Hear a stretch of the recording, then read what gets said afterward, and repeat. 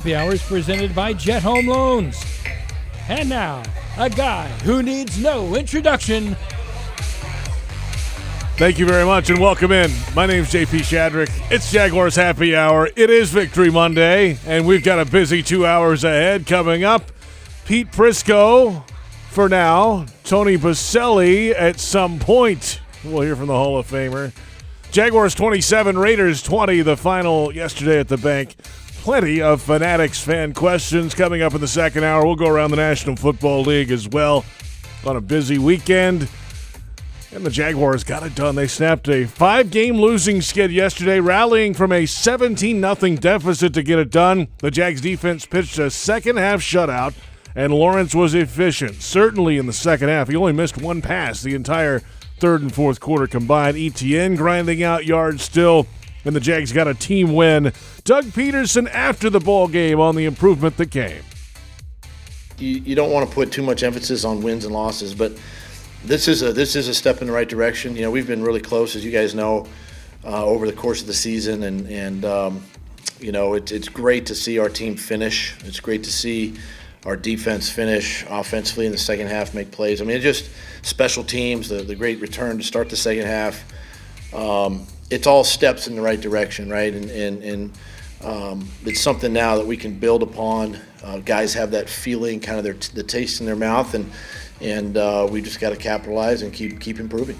More to come from Doug Peterson earlier today, a little bit later on the show. Now to the quarterback. Trevor Lawrence finished today 25 of 31 passing for 235 through the air and a touchdown. He ran for 53 yards as well, but it was a full team effort for the quarterback. Really just playing complementary ball. Obviously, not every play is going to go your way. There was plays today, both sides of the ball, that the other team made. You know, we had a turnover early, and we were driving in the red zone. And, you know, obviously you don't want that, and we'll learn from that one. But that's like stuff's going to happen in games, and you got to find ways to overcome them. And I think that was the coolest thing is we found ways to overcome them today. It's not like we played perfect, but we found a way to win. So. That's the quarterback, of course, and a sweet Jaguar chain there also if you're watching on video. And now to the defense. A second-half shutout for the D. Dewan Smoot had a 2-sack game. We're focusing on finishing. I mean, that's been a problem for the last 5 to 6 weeks was finishing. We weren't able to finish those last couple games, but today we did. So that's how we focused on. We're going to keep finishing and keep doing exactly what we did today. That's Dewan Smoot, 6th year with the Jaguars. The full press conferences and media availability from the locker room after the game available on Jaguars.com. Let's go now to South Florida and welcome in CBS Sports senior writer Pete Prisco after a Jaguars victory at long last, Pete. They got it done. It wasn't pretty, but it counts. How are you? Yeah, but I'm good, JP. I hope you're good too. Look, coming off all the stuff that's happened to them, to rally back from 17 down, they could have folded up and gone home. I mean, they didn't, and that's a really good sign for that team, and it's a really good sign for the quarterback. Remember, last week there was foolishness coming out of Jacksonville. Fans wanted him benched and sit him down, and maybe he's not the guy, and it's just foolishness. It's just stupid. He showed on Sunday, and it wasn't, dynamic by any stretch of the imagination. And I think you used the word efficient. It might have been a little bit better than efficient, but it was dark. There were some throws he made on Sunday. The one where he got pressured in the pocket, and I think he hit Marvin Jones on the sideline. He had a guy just staring him down the gun barrel. That was a great throw. He made a great throw on the sideline to Christian Kirk. And what you saw, JP, was a quarterback who was throwing on time and in rhythm. And by that, I mean, guys were coming out of their break and the ball was in the air already. That hasn't always been the case with him this year, particularly when he was going through his little slump. But yesterday was fantastic for him. I thought it was his best game, and he moved, and he got it. He was able to run with his legs. One little bit of caution for him here on the one long run. Yeah. Quarterbacks in this league keep doing that, looking like they might go down, and they don't. They're going to get blasted. So they got to be careful with that. Yeah, and he's not the only one. I saw a bunch of them yesterday on Sunday where these quarterbacks, they kind of, and go to his, if we can get his long run up on the thing, that would be fun to see. But he looked like, you know what I'm talking about. It looked like he was going to go down and slide, and guys are pulling up a little bit. Next thing you know, he kept going. I saw that about 3 or 4 times on Sunday, and guys are going to start taking those shots, and they're going to start getting hit.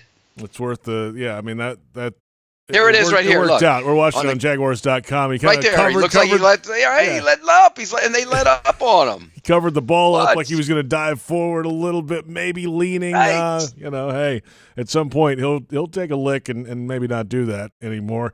For me, Pete, at least early in the game, it was 17-0. It's bleak in here, right? I mean, the fans are going nuts in this studio. It's just like, oh, well, here we go again. But that drive right after, Vegas went up 17-0. The Jags go down the field. They get 10 plays, 75 yards. They converted a couple third downs on that drive. There was a 2nd and 16 at one point, by the way. And Lawrence hit Etienne for 8 yards, and then the scramble for 16 to convert on 3rd and 8 kept it going. They got a 3rd and 1 conversion to Etienne up the middle, and then here we go with a touchdown. If they don't score that one right there, it could get away in a hurry. It at least kept it within reach. It's 17-7 at that point, and that could have gotten out of hand in a hurry.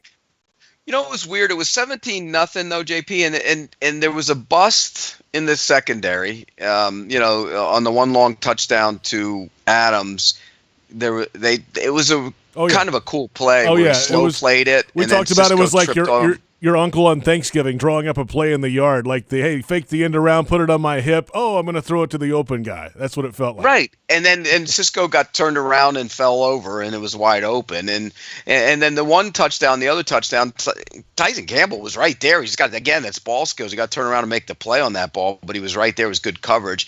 And it wasn't like they were dominating that game, I didn't think. And so you knew there was an opportunity to come back. And with that Raiders defense, I mean, if you block them up front, you beat them because they're not great in the back end, and that's what happened. They did a good job of protecting them.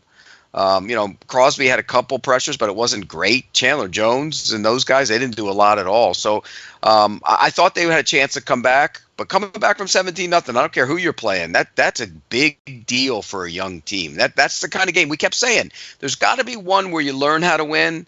That might be the one where they learned how to win on Sunday. Yeah, and they're down 13 after Vegas kicks a field goal following that touchdown. It was 17-0. Jags score the touchdown, 17-7. Carlson hits a field goal, so it's a 13-point game. And all of a sudden, it's about 4 minutes or so when they started the Raiders drive, and then the Jaguars go down and get a field goal right at the final gun of the half. So the middle 8 of the game is talked about a lot, right? You can flip the possessions there. They got the field goal, got back within 10, and then the opening drive of the second half starts with a bang with the kickoff return, and here we are in Raiders territory, and they punch it in and back within 3, and it's game on from that point. I think that kind of turned the whole thing when they got that field goal before half, obviously, and then the kickoff return to jumpstart the second half was huge. Yeah, and again, like you said, coming in and out of the break is enormous. I mean, you get that field goal. If you don't get that field goal, you're down 13. But and then you come back out and you rip the kick. And when you rip the kick, that gives life to a team that was down 10, and they probably went in the locker room and said, "Hey, look, we got to get a quick play, get some big plays." And next thing you know, we're back in this game. We're only down 3, and that's what they did. And again, I go back to what I've been saying for the last 4 weeks. They have to learn how to win. Those are the kind of things you do when you're learning how to win. You get back in it and flip the pressure back onto the other team. And the pressure from that point on went back to the Raiders. And once they cut it to 3, it was back on the Raiders. Once they took the lead, it was back on the Raiders. So it stayed on the Raiders. So I think those are the kind of things that they weren't doing. And this time they held the lead. I mean, that's the other thing, JP. Yeah, that's right. I mean, they've had the lead. They just haven't held it. That's Pete Prisco. I'm J.P. Shadrick. Tony Boselli, the Hall of Famer, coming up shortly on Jaguars Happy Hour. And let's talk about that defense because that's been under the microscope, certainly late in the fourth quarter of the last few weeks, blowing those leads, giving up big plays at inopportune times, late in games, a touchdown in Indy, of course. The opening play of the game-winning touchdown drive for Denver in London was a long pass on a first down play. flipped the field in that situation. They didn't have any of those this week, and they made the sack when it mattered too. DeJuan Smoot had a nice day at the office, had 2 sacks in the game, including that third down on what could have been the comeback drive for Vegas late. So they finally found some of those plays. Somebody make a play, right? I mean, that's what we've been asking the last month, and somebody finally made a play. Smoot was one of those guys yesterday. Yeah, he was, and he's a good football player. I mean, he's a good guy to have around, and he can rush from the inside. He's done a nice job in there, and that's where that sack came from the inside. He got one on the inside later in the game when he beat the right guard. Right here, you can see it when he gets him down. Yep. It's a nice versatility to have. He's a good third down rusher. And he's the leading sack guy on the team. I mean, that's a good thing and a bad thing, by the way. It's a good thing for DeJuan Smoot. It's a bad thing for Josh Allen and Trayvon Walker. They're not getting home. And you even saw that in the game on Sunday. There wasn't a great pass rush. He had time. He had plenty of time early in that game to do whatever he wanted to. And again, Trayvon Walker's a really good football player. Josh Allen, a really good football player. But right now, they're not great pass rushers. And that's part of the problem with that defense right now. So what do you do with those guys? Let them play still, right? Well, I mean, I think with Trayvon Walker, he's just got to learn how to use his hands and learn how to use his – I mean, the athletic ability is amazing. You saw the one play where he chased it down 30 yards down the field. I mean, that's just incredible. You don't see men that big being able to do that.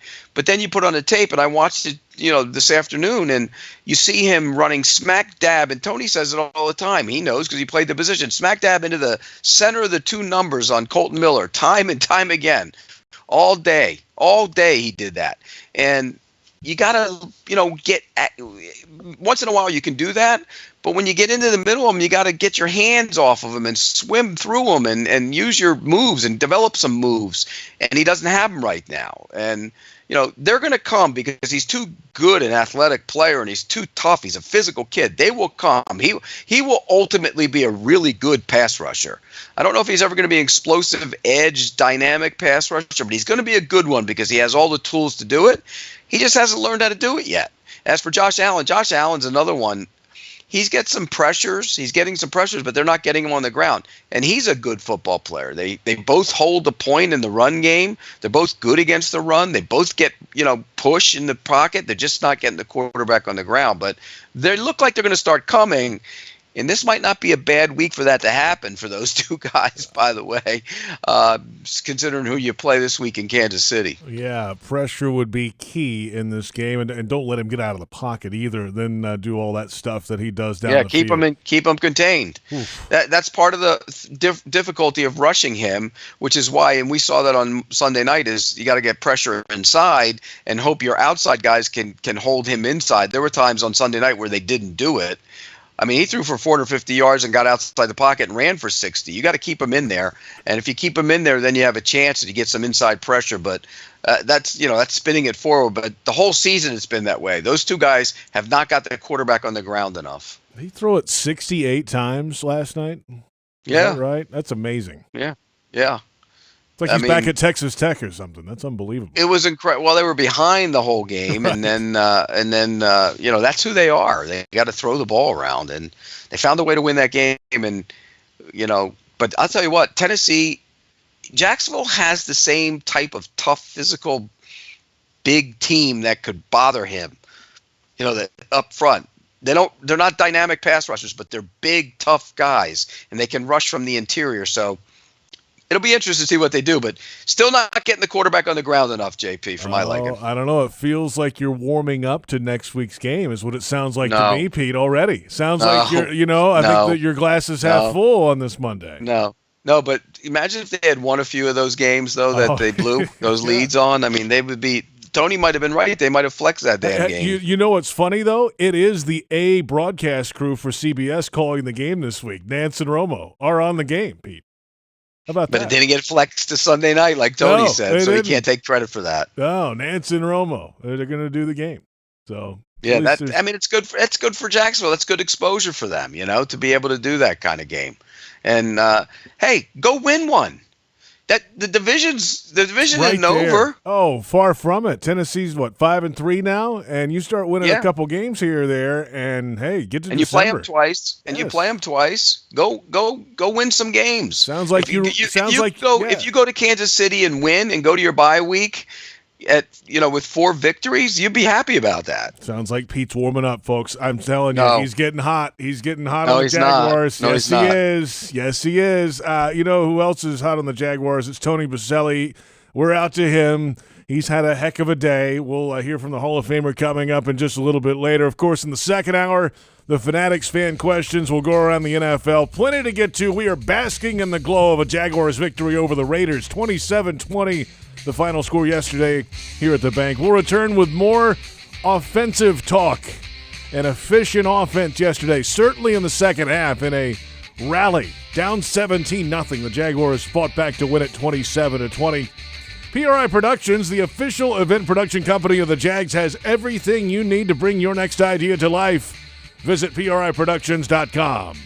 It's Jaguars Happy Hour, presented by Jet Home Loans on the Jaguars Digital Network.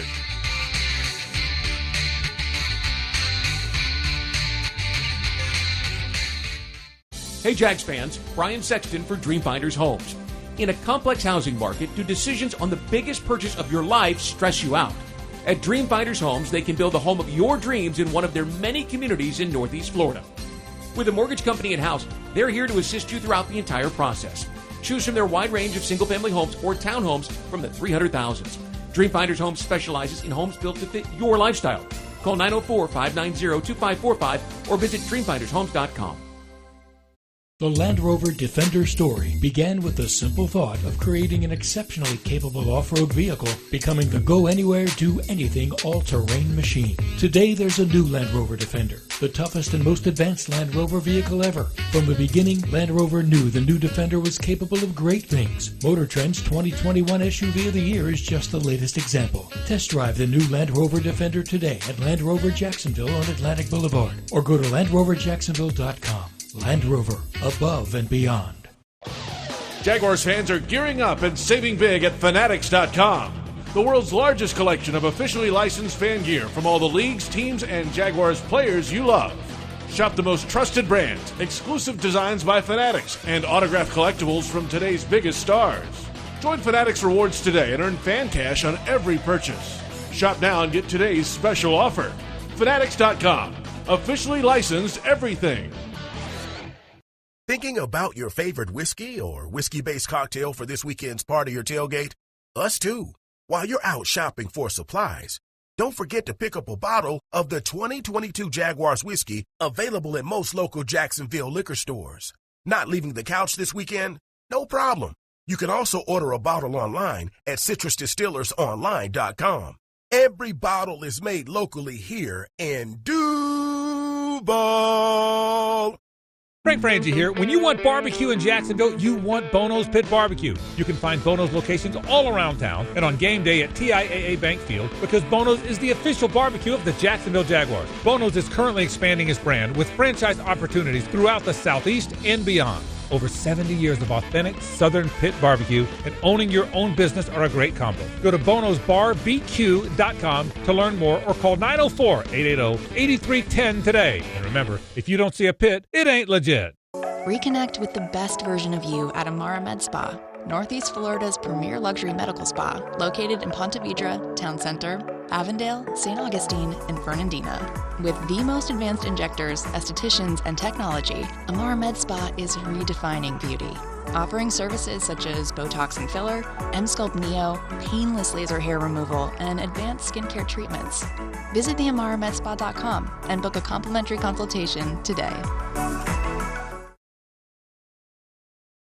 When Jaguars news breaks, you'll hear about it first on 1010XL, home of the Jacksonville Jaguars.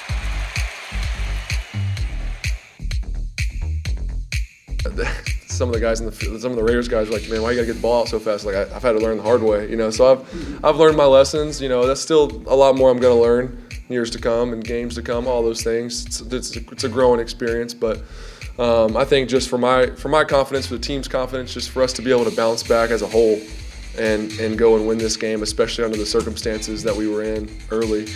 I think it says a lot about, myself, but also just this whole team. We got a bunch of fighters and guys that aren't going to quit. And same thing, like I told you guys, when we started 2-1 and won those 2 games back-to-back, and we're playing great.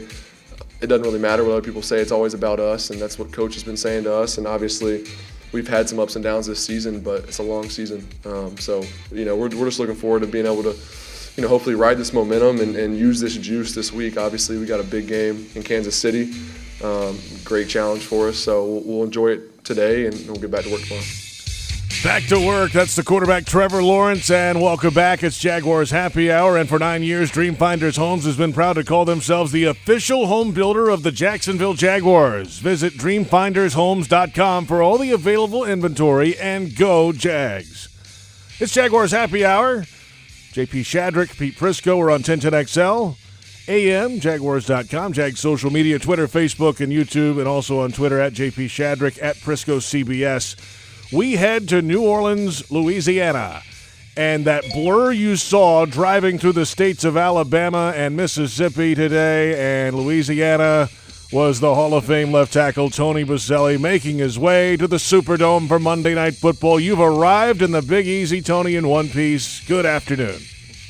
What is up? Sorry I'm late, but it was out of my control. A little with the Atlanta airport got me all sideways. That happens. So wait, Mother Nature wins. Nice of you to show up, by the way, but what are you talking about? What happened? Explain to me.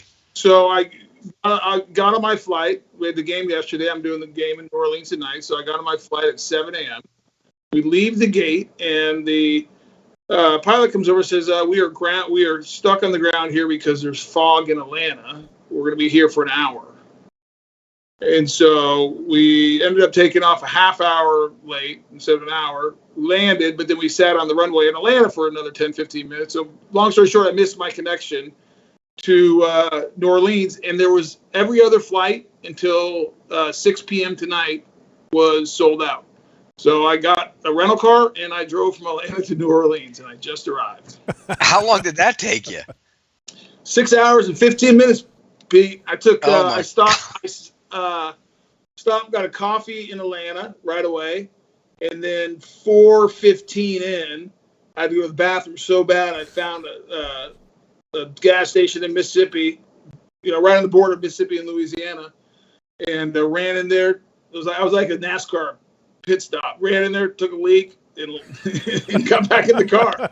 Nah, you had to buy something to eat too. No, Yeah. I've You not haven't eaten, eaten? Pete. This is not a lie. I've not eaten a bite of food since last night's dinner. Wow. No, wait a second. When It's you impossible. go into that convenience store to take a leak, why don't you buy something to eat? A honey Good question. bun, something, Fair a question. Snickers bar, something. Like, get something there. The line was 10 deep. Oh, at the because register. So I it's a was like, lottery or something? Yeah, there's people with lottery tickets, and I'm like, I gotta go. I can't wait here for 10 minutes. So then maybe you pull over down the road and stop at the next convenience store.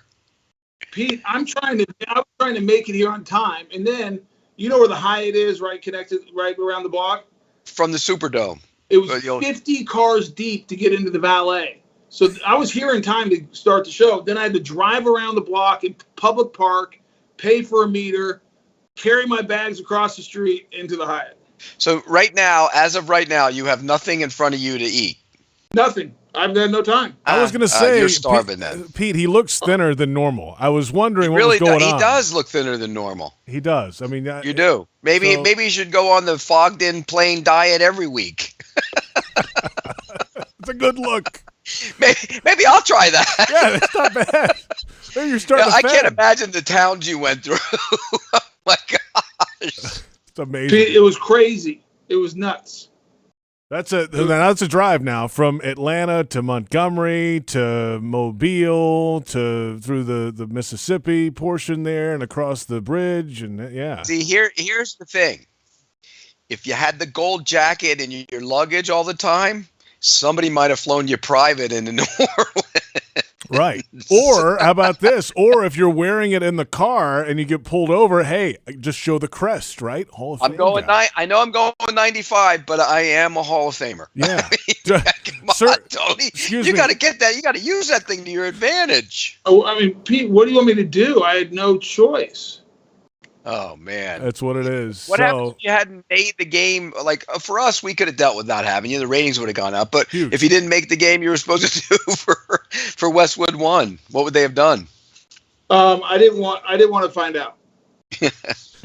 Good point. Yeah, no doubt. You made it, though. You're there, and you're here, and we're glad that you're there and here all at the same time. That's Tony Boselli, Pete Prisco, J.P. Shadrick. It's Jaguars Happy Hour. So, hey, J.P., one thing I want to say before we get on to football. Yeah. Judy Coughlin, Tom Coughlin's wife, passed away last week. Yes. And my condolences to the entire family. I've known them all for a long time. They're great people. She was a great lady. A great lady. I mean, absolutely phenomenal. And always treated me and my wife with the utmost respect. I mean, I used to see – it was funny when I first got married. I used to take my wife to the league meetings, and Tom and Judy would be there, and it was kind of like the same joke we told each other. Tom would always look at my wife and he'd say, "You must be some kind of saint to be with that guy." And I'd look at Tom and say, "She is a saint to be with you for sure." And I'll tell you what, she's a great lady, and my condolences go out to the entire Coughlin family. I've known them for a long time, and just, you know, I know it's a tough time, but she was a great lady. Yeah, Pete, I would just echo that. I mean, I talked to Tom last week after Judy's passing, and they were our neighbors in Marshland, literally lived across the street from us. And Judy is one of the finest people I've ever met. And the way she treated my wife when we were first married, and, you know, pressures of football and, you know, me playing. And she was an amazing woman, and my wife loves her, and I love her. And the funny thing is, I told Tom the story this past week. You know, I'd come home complaining about Tom, you know, and, you know, how miserable it was, and so on and so forth, and how mean he was, and she would reprimand me, and how great they were as a family, and how great Tom and Judy were. And she didn't realize that she was getting the best part. She was getting Judy all the time, and I was getting Tom all the time. And it's been tough on the whole family and tough on Tom, and we lost a great person in Judy Coughlin, and it's a sad day when she passed away. Absolutely. Well said, guys. Let's come back in a moment. We'll get back to football when we return and get into this offense. Trevor Lawrence. We'll get Tony's take on the game. Hey, what an idea. After he's arrived in New Orleans, the Jaguars win at 27-20 over the Raiders. And this is Jaguars Happy Hour, presented by Jet Home Loans on the Jaguars Digital Network. Hey, Jags fans. Brian Sexton for Dreamfinders Homes. In a complex housing market, do decisions on the biggest purchase of your life stress you out? At Dreamfinders Homes, they can build the home of your dreams in one of their many communities in Northeast Florida. With a mortgage company in-house, they're here to assist you throughout the entire process. Choose from their wide range of single-family homes or townhomes from the 300,000s. Dreamfinders Homes specializes in homes built to fit your lifestyle. Call 904-590-2545 or visit dreamfindershomes.com. Life's better with a financial partner like Ameris Bank. From opening your first savings account to funding your kids' college tuition, we're with you. From a flash of a business idea to growing that company just as fast, we're with you. From buying a home to tackling the renovations to make it truly yours, we're with you. You have big plans, financial questions, and decisions to make. And for every idea, life goal, and new venture, we're with you all the way. Visit amerisbank.com/withyou to get started. Ameris Bank, member FDIC, equal housing lender. Your pet means the world to you, so Pet Paradise created a slice of paradise just for them. Pet Paradise is your complete pet health care destination with resort-style day camp, overnight boarding, professional grooming, and compassionate veterinary care from New Day, all located under one roof. Pet Paradise has over 50 locations to serve pet fanatics like you nationwide. Book today at petparadise.com, the official pet care provider of the Jacksonville Jaguars. time for sunshine and summer showers, so it's more important than ever to make sure you call Crystal Clean for all your waterproofing needs. Waterproofing can extend the life of your building by keeping water outside where it belongs. And that Florida sun can beat up your business's paint job. Crystal Clean's painting services can bring your building back to life. From waterproofing to painting, schedule Crystal Clean today. Call 904-220-3337 or go to crystalclean.com. You don't have to worry when it's crystal clean. Hi, I'm Chef Justin Timnery, Florida's culinary ambassador. If you've enjoyed preparing fresh from Florida recipes, then you're going to love the Fresh from Florida Club. As a member, you'll be able to search and save delicious recipes, create custom menus, and ask me your cooking questions. Each month, you'll also get a list of what's in season, so you can make your family the freshest meals possible. It's free and easy to sign up. And best of all, you'll be supporting Florida's farmers, ranchers, and fishermen. Join the club at followfreshfromflorida.com today.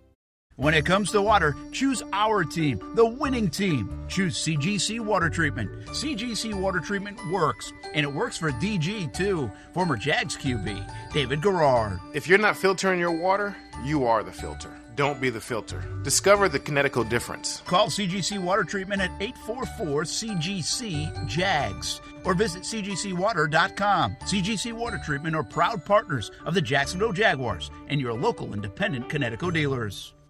Jacksonville Sports Talk for Jacksonville sports fans. 1010XL, home of the Jacksonville Jaguars.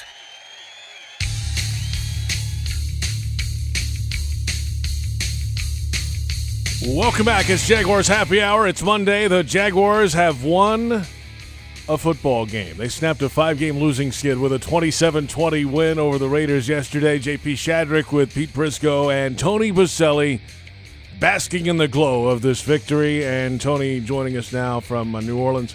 Hey, Pete and I were talking about it, obviously, in the first segment when you were walking from the public parking lot with your bags behind you. But, hey, the Jaguars were down 17-0 in this game. And that drive right after it was 17-0, they go down the field, convert 2 third downs on the drive. Trevor uses his legs to convert one of those. They get it in the end zone, at least keep it somewhat close. And then the middle 8 of the game, gave up a field goal, hit a field goal right at the gun at halftime, scored to open the second half, and there you go. It's a 3-point game, and it's game on in the second half. The defense stood up and made plays at key times to shut them out, Tony, and the offense is about as efficient as you could find in the second half of that game, and they got it done somehow. Well, I mean, JP, everything you said is exactly right. And I think my favorite part about what this team did on Sunday showed some mental toughness. And I give Doug and the whole team a ton of credit, because at 17-0, every fan of the Jaguars, every person in the stadium, which would include fans and Raider fans, everyone in the media, anyone who covered the NFL, was thinking that game was over and that the Jaguars were getting ready to get blown out. And for them to fight back, get that key touchdown drive down 17-0 when nothing was going their way and Trevor wasn't playing well, there was no production, there was no rhythm, there was no energy. And then to get that late field goal and to come out the way they did in the second half, we can talk about the physical play and what they did and how well Trevor played, and Etienne is a really good back, and the offensive line is playing at a high level. Von Smoot's their best pass rusher on this team. You can go through the individual kind of performances, which I'm sure we will. To me, though, the biggest thing was that team grew yesterday. They have mental toughness, and that will give them confidence that they're never out of it. And no, regardless of what happens in the game, that they can come back and find a way to win. That was huge. I agree, Tony. That's exactly what I said. That's the game where you learn how to win. They learned how to win. Up until that's all we talked about. They didn't know how to win. Well, they learned how to win on Sunday, and that's going to be a big deal going forward for a young football team. And to do it, the way they did it, coming from 17 down is big, and then held it. That's the biggest thing. They haven't held them all year. They finally held the lead. That's an important thing for that defense. And when you look at it, and I don't know if you probably didn't watch the tape since you were in the car all day today, but you watch the tape and you look at it, you go, there were some really good things, but there wasn't anything on defense where you went, wow. It they're still not getting home in the pass rush. We talked about, me and J.P. talked about that earlier. Smoot did, but Walker and Allen aren't. And they just, it was good, sound, fundamental football, but it wasn't wow you football. There was a bad bust on, Cisco was terrible on that touchdown to Adams. He's spinning around like he's, he fell. And then, I thought Campbell was good on the one coverage. You got ball skills. That's what we always talk about. Turn around and make a play on the ball. But other than that, they didn't give up a ton to the Raiders. It was, the Raiders didn't really do it. And on offense, Trevor Lawrence was as efficient and as good as he's been all year. Yeah, Pete, I agree with everything. I thought they did a poor job in the first half of they were trying to roll the coverages, but they executed better in the second half to Devontae Adams. Him getting off for 9 catches with 2 touches and 145 yards in the first half was just, he was all they had. And the adjustments that were made at halftime and how they came out and corrected that were outstanding. I'm still shocked. I'm still shocked that Derek Carr didn't look at someone else when they were rolling coverage to Devontae Adams. I'm like, throw it somewhere else. Well, the one time he got the tight end when they rolled that way and he came back the other way, and Trayvon Walker made a great play to go chase him down, but he was wide open too. There were other plays you could see he had guys open and he didn't throw to him. Why was Brown in the game at corner instead of Herndon? Was there something because they were I think after last week, Pete, and the late in that game when Trey got beat deep in that bump and run, right? I don't think they have a lot of. I think they want some more speed on the field. It'd be one thing if Trey was going to be your nickel, you probably could get away with that a little bit because he's physical and he's smart and he's a really sound football player. But he just does not have the speed to run outside if you want to play man. And Mike Caldwell wants to play man, and I think Montavious Brown, while inexperienced, unproven, can run better. And I think they're trying to get him some reps out there and see if he can help them. What'd you call him? Montavious? If you weren't going there, I was going to go there. Go ahead, keep trying. Yeah. I thought that's what his name was. Literally, until I showed up, I didn't even know he was up. Monteric. Monteric. I apologize, Monteric. I had your name wrong. By the way, this must be link to the. Pete, I'm a little out of whack right now. This is a link to the NFL because here's why. I'll tell you why. You names in any human being in America, but I work with Rick Spielman. He was the former GM of the Vikings. He multiply your botches by 5,000, and that's what he does. It must be something to do with being in the NFL. You just never get the name right. That guy, number 44. Right. Call him by number. Yeah, that's it. Well, I don't know if I botch him all the time, Pete. I know there was a guy last year. It was either last year or the year before as an offensive lineman who you literally said his name wrong 15 times in a row. I still can't say his name right. He finally just called him. He finally just called him Stiff instead of his name. Yeah, exactly. That's what he is. But look, I'm in agreement with Tony. They need to get he actually did some good things, Brown, yesterday. He did some good things in coverage. I mean, it's not great. Yeah, but I didn't watch. I don't really want to comment. I didn't watch the tape. To your point yet. But you said something about not getting home on the pass rush, Pete. Juwan Smoot gets home from the inside, though. That's why I get that. He's their best pass rusher. He needs to play more. At this point, it doesn't matter where it's coming from. Just get it from somewhere, right? But again, I'm talking about edge rush, knock the quarterback down rush, beat the tackle rush, and you're not seeing enough of that from Tony. I still, it was early in the season, and you made this assessment, and you're spot on. It hasn't changed. Trayvon Walker runs right smack dab into the middle of the numbers of the tackle every single time. Colton Miller just stood there and let him come to him every single time. And there's no get your hands off me, nothing. He just barrels right into him, right smack in the middle of the numbers every time. It's not to the edge of the numbers. It's not to this side of the numbers. Right in the middle every time. He did it all day on Sunday. And the kid's such a powerful kid that sometimes he pushes him back. if he just gets a move or two, he's going to be a really good pass rusher. Yeah, he shocks people. Even when he goes right down the middle, he pushes them and squeezes the pocket. But you only can do that so many times. I mean, you get, throughout the game, guys start sitting on it and everything else. You have to have something to change it up with, and he just doesn't at this point. And something's got to be going on with Josh Allen. I don't think he's healthy. I don't know anything, but he was creating pressure early in the season, and they didn't get a lot of help from anyone else.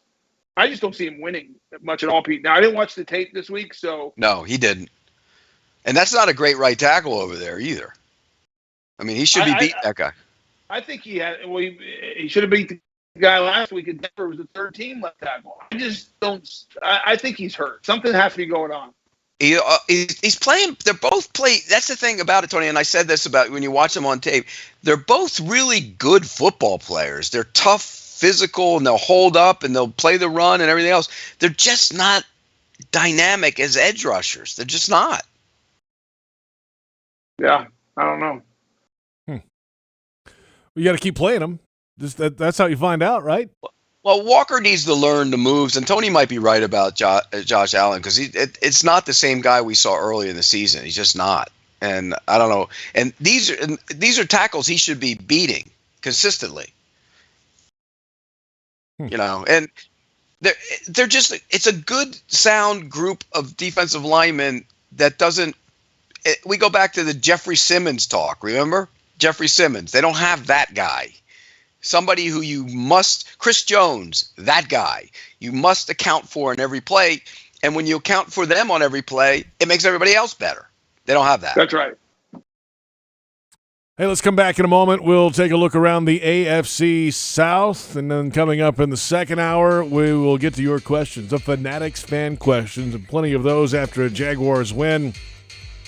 If you're looking for the MVP of the truck game, then look no further than Ford F-150.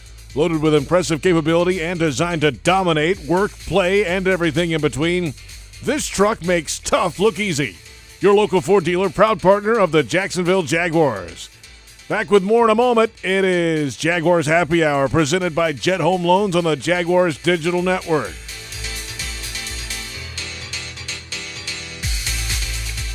Hey Jags fans, Brian Sexton for Dreamfinders Homes. In a complex housing market, do decisions on the biggest purchase of your life stress you out? At Dreamfinders Homes, they can build the home of your dreams in one of their many communities in Northeast Florida. With a mortgage company in-house, they're here to assist you throughout the entire process. Choose from their wide range of single-family homes or townhomes from the 300,000s. Dreamfinders Homes specializes in homes built to fit your lifestyle. Call 904-590-2545 or visit dreamfindershomes.com. Tired of hearing "fine" to every question you ask your child?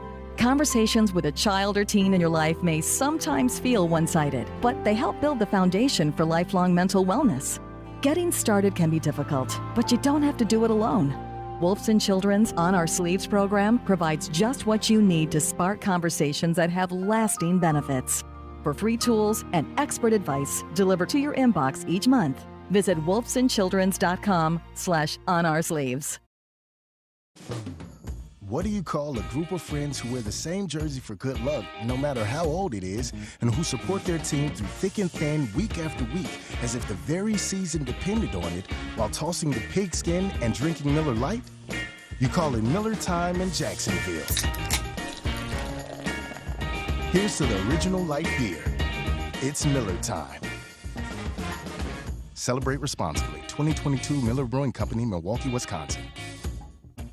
Frank Frangie here. When you want barbecue in Jacksonville, you want Bono's Pit Barbecue. You can find Bono's locations all around town and on game day at TIAA Bank Field, because Bono's is the official barbecue of the Jacksonville Jaguars. Bono's is currently expanding its brand with franchise opportunities throughout the Southeast and beyond. Over 70 years of authentic Southern pit barbecue and owning your own business are a great combo. Go to bonosbarbq.com to learn more or call 904-880-8310 today. And remember, if you don't see a pit, it ain't legit. Your hometown gate now has more ways to save. Introducing My Gate Rewards, a new loyalty program with member-exclusive savings and fuel discounts. Earn points on in-store purchases, take advantage of special offers, and save on products you love. Score free coffee, fountain drinks, pizza, and soft serve with Gates frequent shopper clubs. Then use your points on savings at the pump. Download the MyGate Rewards app in the App Store today or ask a store associate for more information. Go from good to Gate. Committed to the team. Committed to the mission. At Navy Mutual, we're committed to providing high-quality life insurance to members of the military and their families. So our policies have no fine print and no military service restrictions. We don't work on commission. We're nonprofit, so we pass the savings along to our members. Because at Navy Mutual, our highest commitment is to you. Visit NavyMutual.org. Navy Mutual, insuring those who serve. The station that the Jaguars listen to, 1010XL. Home of the Jacksonville Jaguars.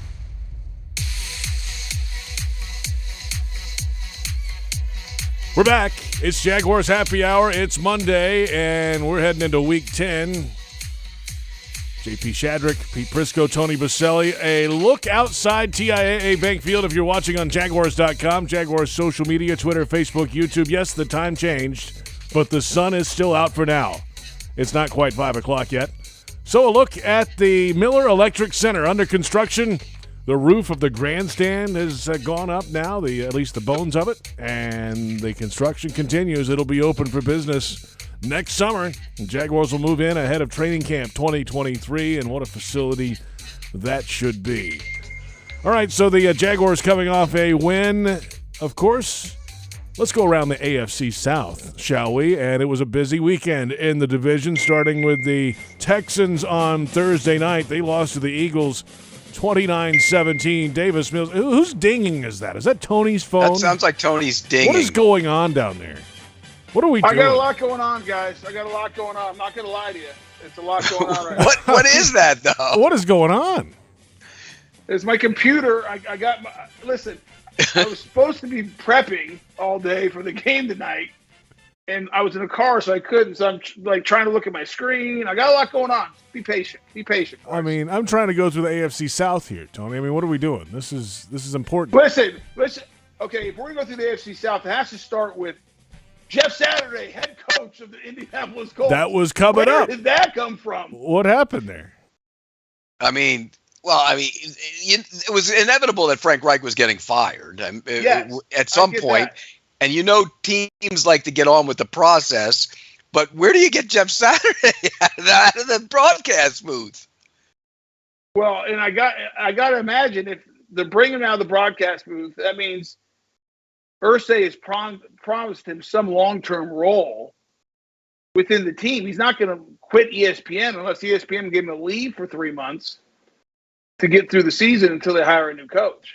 He is a high school football coach somewhere, I think. Okay, listen, Pete. I mean, he's got those credentials going for him. But Pete, I lean towards that.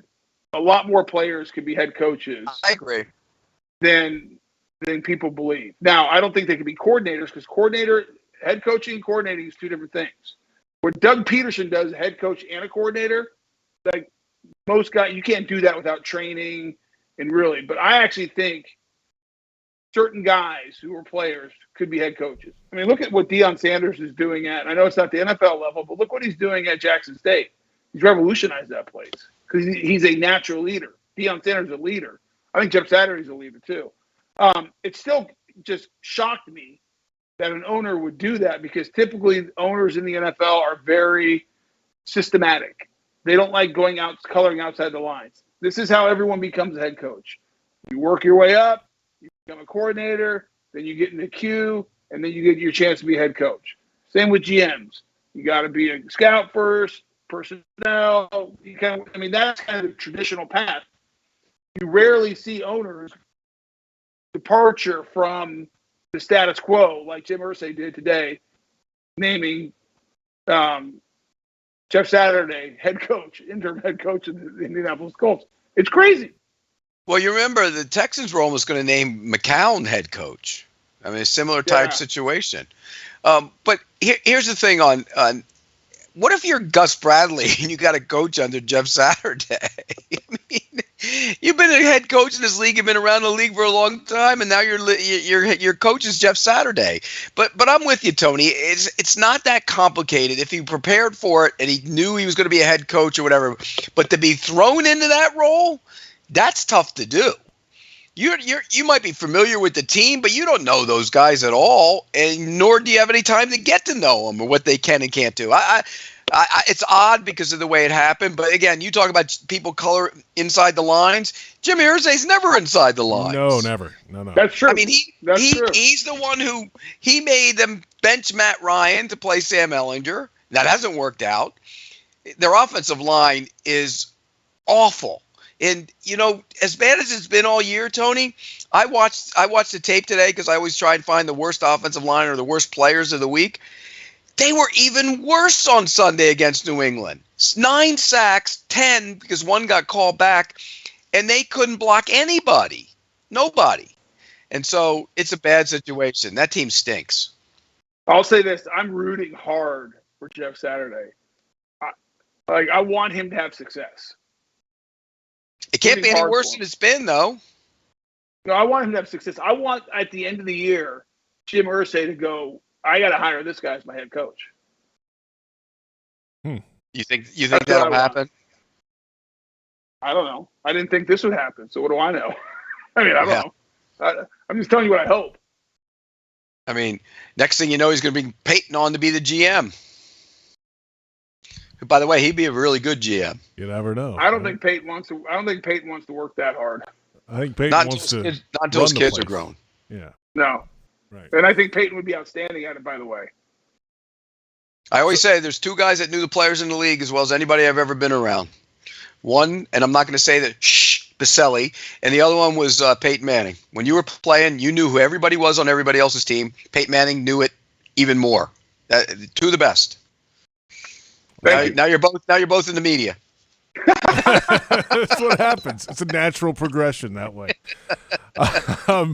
Hey, let's go around the league, or the AFC South, rather. Eagles over the Texans, as we mentioned, 29-17. The Patriots knocked out the Colts 26-3. That's why all the moves on the coaching staff. And then last night in overtime, a last chance for the Titans with the football, and Ryan Radke on Westwood won. So it all comes down to this. 4th and 26 from the 9. Willis in the gun, 3 receivers right, single man left. Henry is in the game, a wing to the left. Willis back to pass, looks, throws right side, knocked away, incomplete. The ball game is over. The Kansas City Chiefs have won 20-17 in overtime. The Chiefs win, and Patrick Mahomes threw it 68 times last night, Tony, in that game. Yeah, I fell asleep right before overtime because I had to get up at 4 a.m. and I was struggling to get through it. I'm going to talk about the Titans more than the Chiefs. Yep. Mike Vrabel's a hell of a coach. Hell of a coach. They had a quarterback who could only complete 5 passes, and Malik. What's Malik's last name? Willis. Willis. I thought he knew every team and every player in the league. Willis. Yeah. Well, and no, JP, he knew who they were. He just didn't know their names. Okay, fair enough. That's fine. You know what I mean? Yeah, First of all, JP, I know this league a lot better than you. Just relax. Thanks, Tony. Wow. That's great. Yeah, thank you. He had 5 passes, and he's not ready to play quarterback. I mean, you know this. You watch this. I can tell you, in the first 2 series, I'm like, this guy, he can't. He's not ready. No, he's not. And they knew it. Not ready. They knew it. Know it. And the fact that they played that game the way they did, and the Chiefs knew what they couldn't do, and Titans had them. They had a chance. They had a chance to win that thing, and but too much to overcome. If Tannehill's in that game, the Titans win that game. Oh gosh, yes. Yeah. Yes, they might win by 10. I mean, the Titans are a tough, nasty, physical team, and that defense is getting better. Those young guys in the secondary have grown up.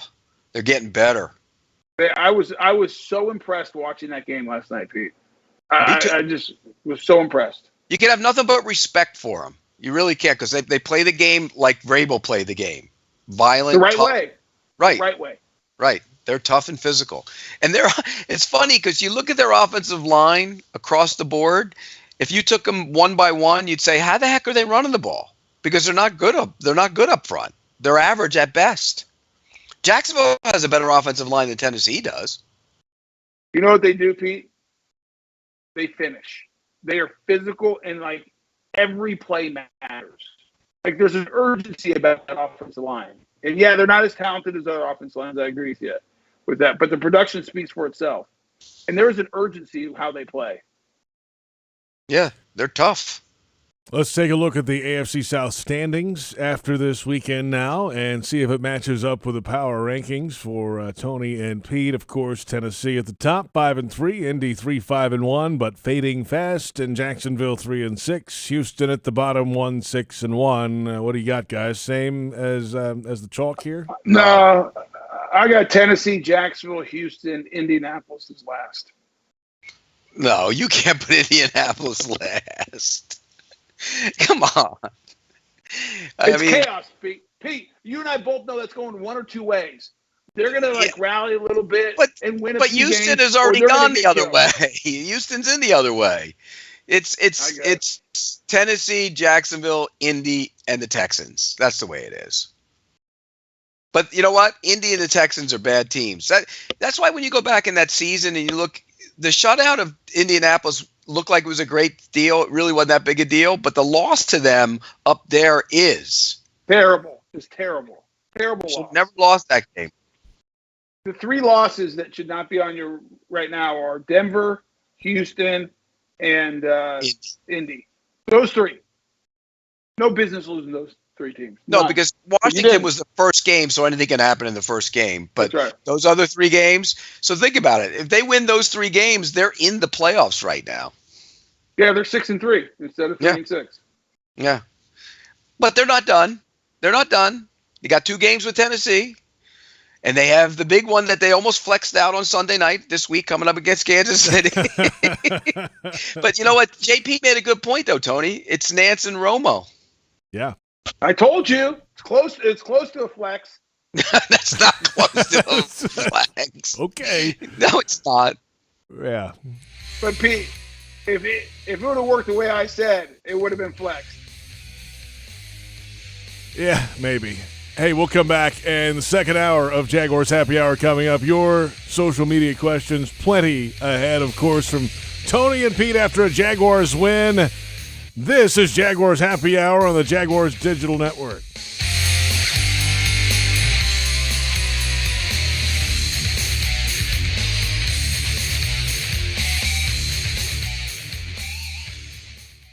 Hey Jags fans, Brian Sexton for Dreamfinders Homes. In a complex housing market, do decisions on the biggest purchase of your life stress you out? At Dreamfinders Homes, they can build the home of your dreams in one of their many communities in Northeast Florida. With a mortgage company in-house, they're here to assist you throughout the entire process. Choose from their wide range of single-family homes or townhomes from the 300,000s. Dreamfinders Homes specializes in homes built to fit your lifestyle.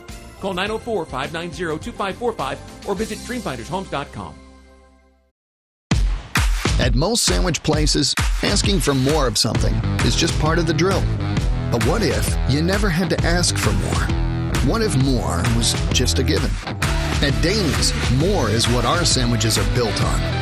More meat, more cheese, more veggies, more quality, more taste.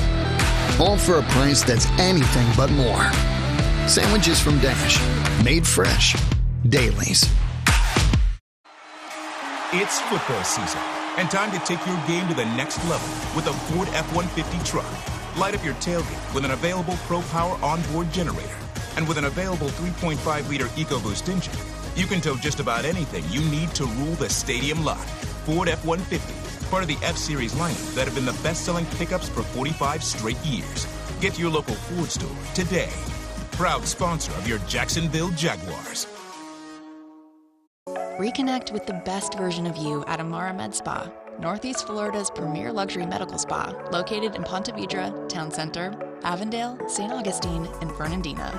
With the most advanced injectors, estheticians, and technology, Amara Med Spa is redefining beauty. offering services such as Botox and filler, M-Sculpt Neo, painless laser hair removal, and advanced skincare treatments. Visit theamaramedspa.com and book a complimentary consultation today. Kessler Creative, proud partner of the Jacksonville Jaguars, has been a leader in direct mail for over a decade. Using the latest technology, Kessler can now reach your ideal audience even more effectively. Choose from between a couple of response channels, from direct mail to landing pages designed to engage and initiate responses with potential customers. Kessler Creative, Jacksonville, Florida. Results-driven marketing and a proud partner of the Jacksonville Jaguars. Life's better with a financial partner like Ameris Bank. From opening your first savings account to funding your kids' college tuition, we're with you. From a flash of a business idea to growing that company just as fast, we're with you. From buying a home to tackling the renovations to make it truly yours. We're with you. You have big plans. Financial questions. And decisions to make. And for every idea, life goal, and new venture, we're with you all the way. Visit amerisbank.com/withyou to get started. Ameris Bank, member FDIC, equal housing lender.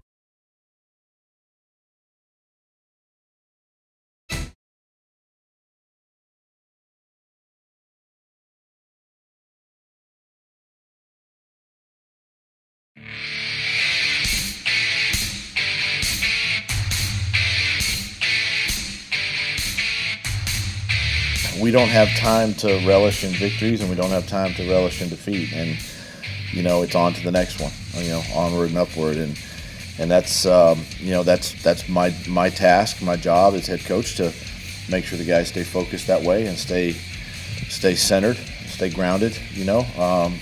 But it can a win can definitely lift your sails a little bit, and you kind of go into the week feeling a little bit better about yourself. That's the head coach, Doug Peterson, and welcome back. It's Jaguars Happy Hour. It's hour number 2. The Jaguars have won. They knocked off the Raiders 27-20 and snapped a 5-game losing skid. The Jags now 3-6. Finally finished a football game. They were efficient on offense, of course, shut out the Raiders in the second half on the defensive side. Vegas had a 17-0 lead in the game, but the Jags had a touchdown drive right after that 17-0 lead that kept them within striking distance. And then in the middle for the game, last four of the first half, first four of the second half, the Jaguars flipped it around and got it close enough, within a field goal after that the opening drive of the second half, and then finished the game. Took the lead early in the fourth quarter and never lost it after that. They held on to it the rest of the way. Great feeling around the team, of course, in the building today. You heard from Doug Peterson right there from earlier today, and the full press conference available on Jaguars.com and Jaguars social media. But little time to celebrate too much. The Jaguars head to Arrowhead this week to face the Kansas City Chiefs. So on to the next, Pete. That's how it goes. What are they, like 10-point underdogs in that game or something, I think? They're big underdogs in the game. Which, it's going to come down to, can you pressure him? That's all it is. You saw what Tennessee did to him. They pressured with 4 or 5 and played coverage behind it, and he made him be patient. He doesn't like that. That's not who he is. He threw for 448 yards or whatever it was on Sunday night, and they only scored 20 points in overtime. He doesn't like being patient. He likes the big chunk plays. So the question becomes, Tony, can they get pressure with their down guys to influence him? Well, that's the key. You got to keep everything in front of you. You got to play over the top and force him to be patient, to your point, Pete. You're dead on there. The question is, can you get the pressure with the 4, where he's not sitting back there for 10 seconds picking you apart, and that's going to be the test. You beat the Chiefs by taking away the run and forcing them to and not giving up big plays. So keep everything underneath you, and it's okay to give up some first downs, because what you're hoping and you're betting against is that you're going to get enough pressure against that offensive line, that quarterback, where you're going to force a mistake or force frustration. I'm trying to look, but they didn't run the ball almost at all last night. What did they run the ball? Mahomes had 6, led them with 6 carries. Pacheco had 5. Edwards-Helaire had 4. McKinnon had 3. That's it for the backs. They don't. You get behind. You get them behind. They just totally abandon the run. They're done with the run. But isn't that Andy? Yeah. Reid's MO?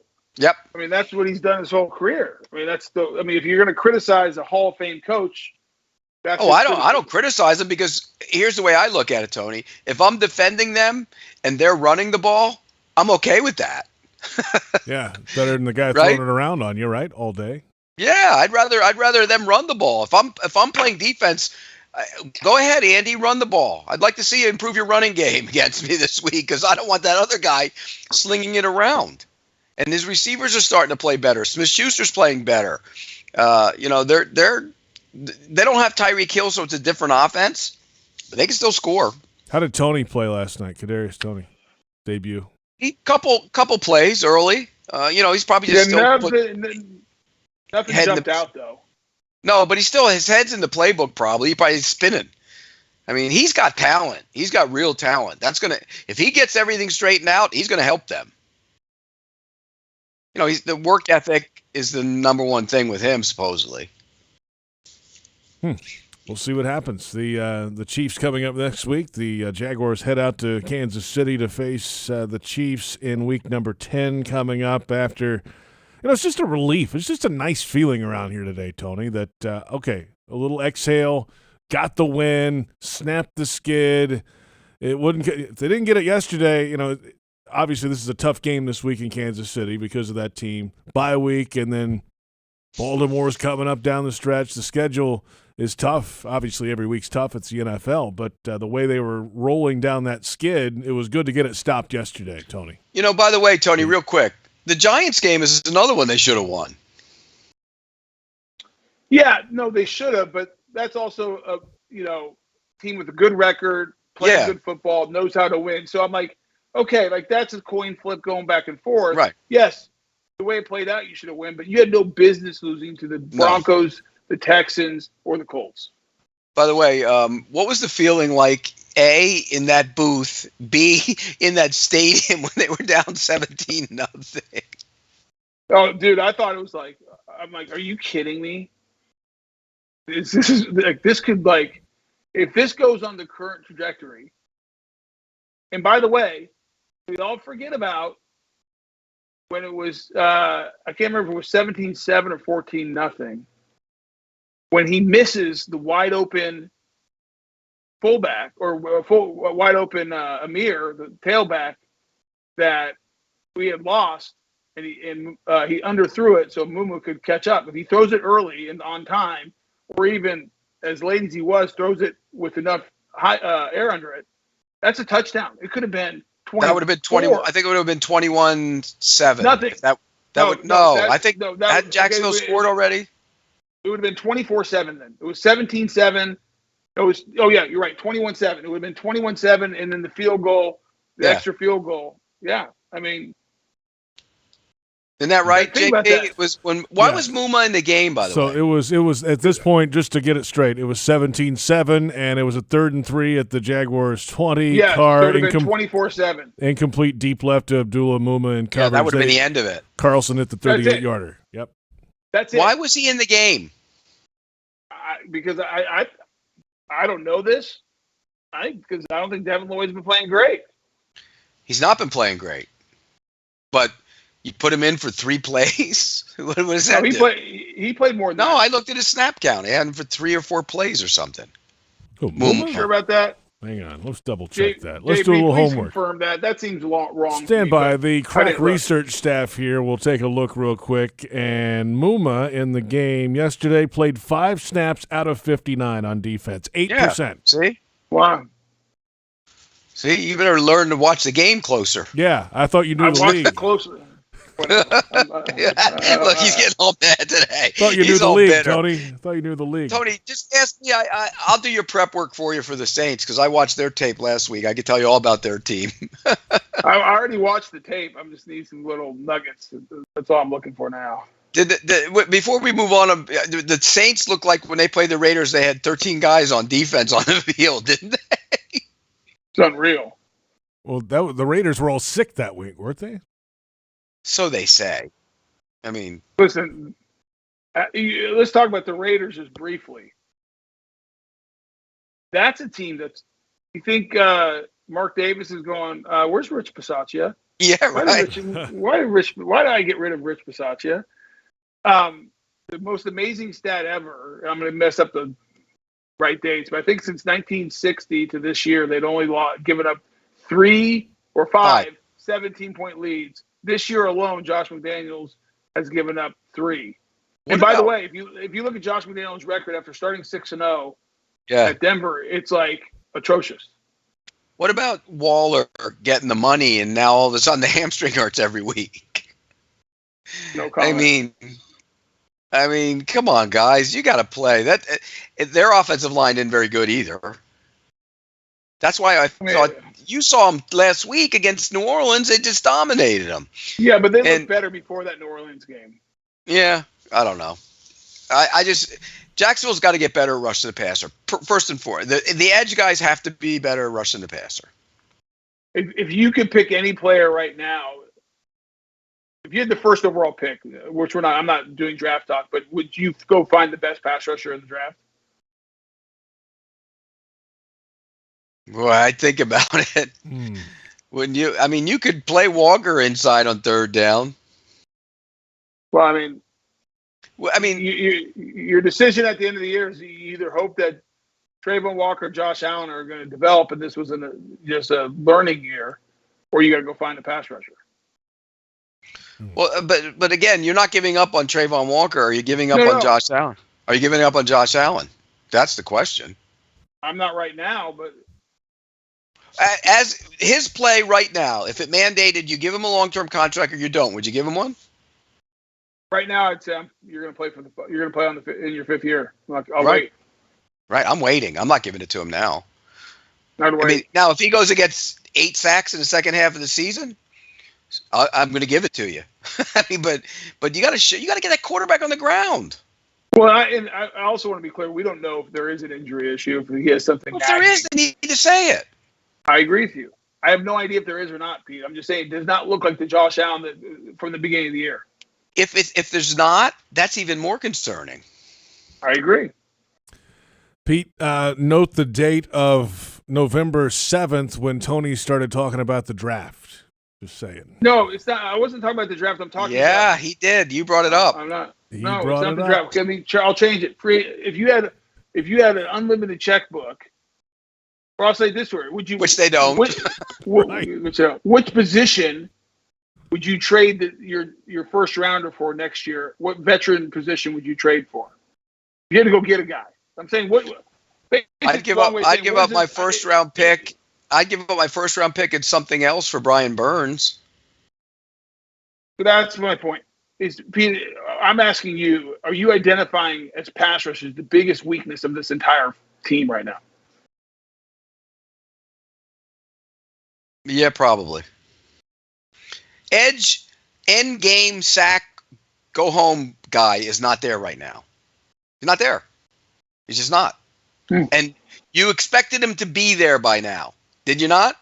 When they drafted Trayvon Walker first overall, and you figured he'd make Josh Allen better because he'd pair him with him, you'd expect one of those two guys to emerge as that. They haven't yet. They're both good. Again, they're both good football players. It's just that's not what they are. And in fairness to him, though, Tony, there aren't a lot of those guys in the league either. No, but I thought Josh Allen would be a 12 to 15 sack guy this year, and Trayvon Walker would be 6 to 8. And what do they have right now? 1, 2 between them, 3. Yeah, they ain't much. I thought Josh Allen had 2.5, and Trayvon has. Well, Trayvon Walker got the one where Josh Allen beat his man and he fell on him and got that. So he has 2. So Trayvon Walker has 2. Week 1, and then in London. Yeah, Walker officially has 2.5, and Josh Allen has 3 officially.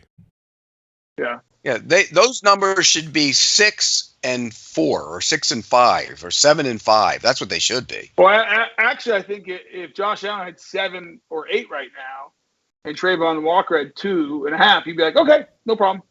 Right. Let's take a time out. Hey, we're going to come back and keep it real, and we're going to discuss this pass rush a little bit more when we come back as well. Your Fanatics fan questions coming up a little later. Jaguars Game Day Radio is brought to you by ViStar Credit Union. Do good, bank better. It's Jaguars Happy Hour on the Jaguars Digital Network.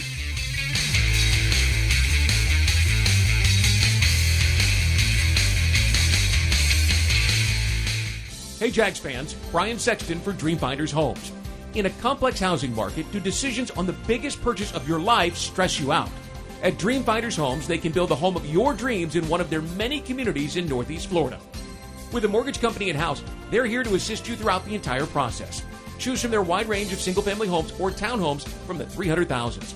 Dreamfinders Homes specializes in homes built to fit your lifestyle. Call 904-590-2545 or visit dreamfindershomes.com. Thinking about your favorite whiskey or whiskey-based cocktail for this weekend's party or tailgate? Us too. While you're out shopping for supplies, don't forget to pick up a bottle of the 2022 Jaguars whiskey available at most local Jacksonville liquor stores. Not leaving the couch this weekend? No problem. You can also order a bottle online at citrusdistillersonline.com. Every bottle is made locally here in Duval. It's football season, and time to take your game to the next level with a Ford F-150 truck. Light up your tailgate with an available Pro Power onboard generator.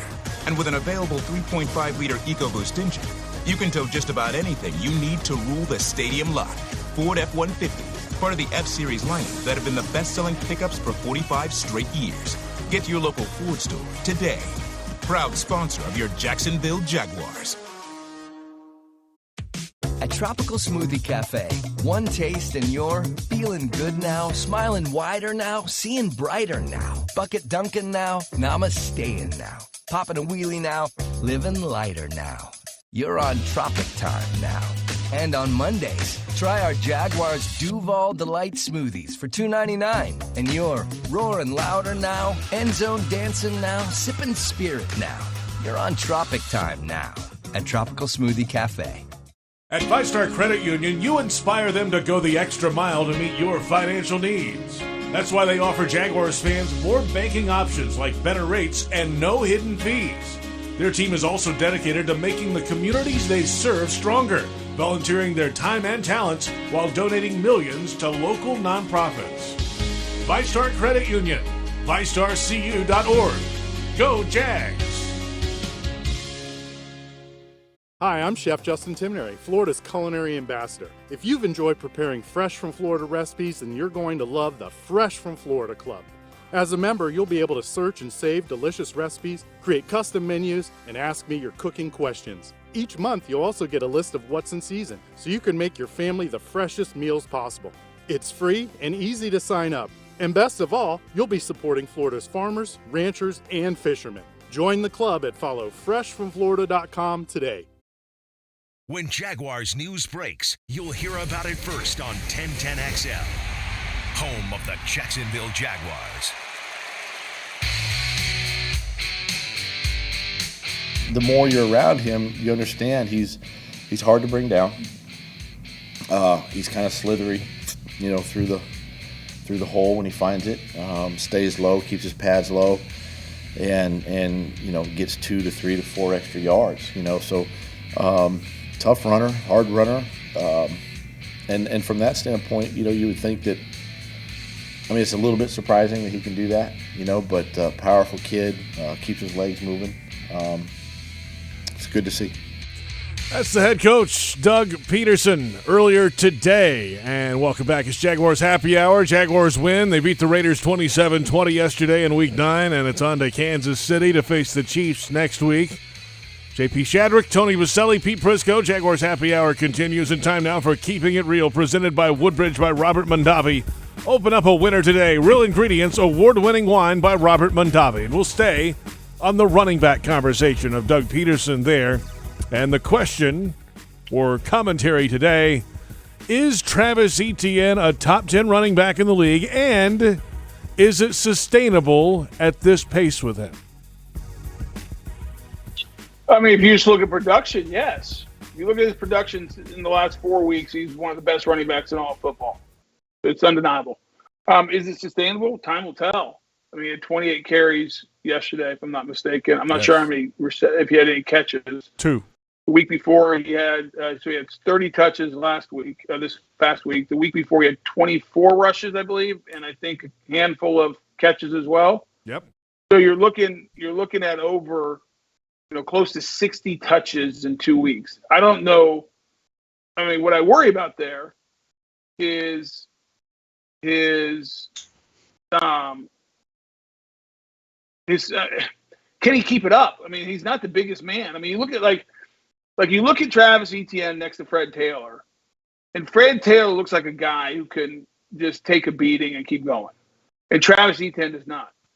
With that said, I also didn't think Travis Etienne could run between the tackles with power and break tackles, which he does. The dude is tough, and the dude is stronger and more powerful than he looks. We know he has explosive speed. I think just the big question is the wear and tear.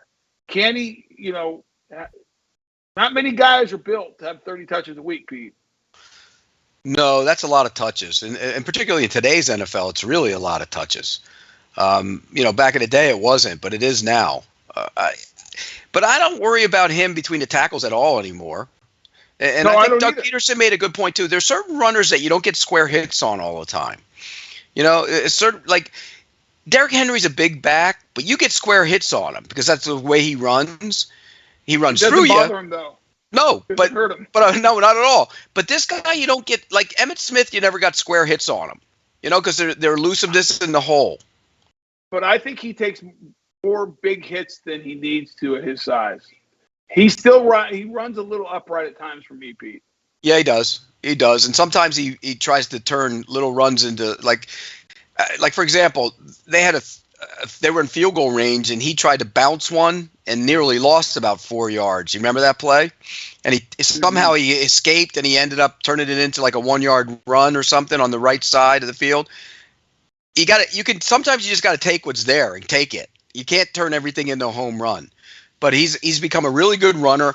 He runs weird. His feet are weird when he runs. You ever notice that? They go sideways or something. It's a weird running style. It's not. It doesn't have the gracefulness of like a Fred Taylor or something. It's just. But he's a good runner and he's hard to hit. He's hard to get square hits on. He's a really good football player. I did not think he'd be this good, Pete. I thought he'd be a situational running back in this league.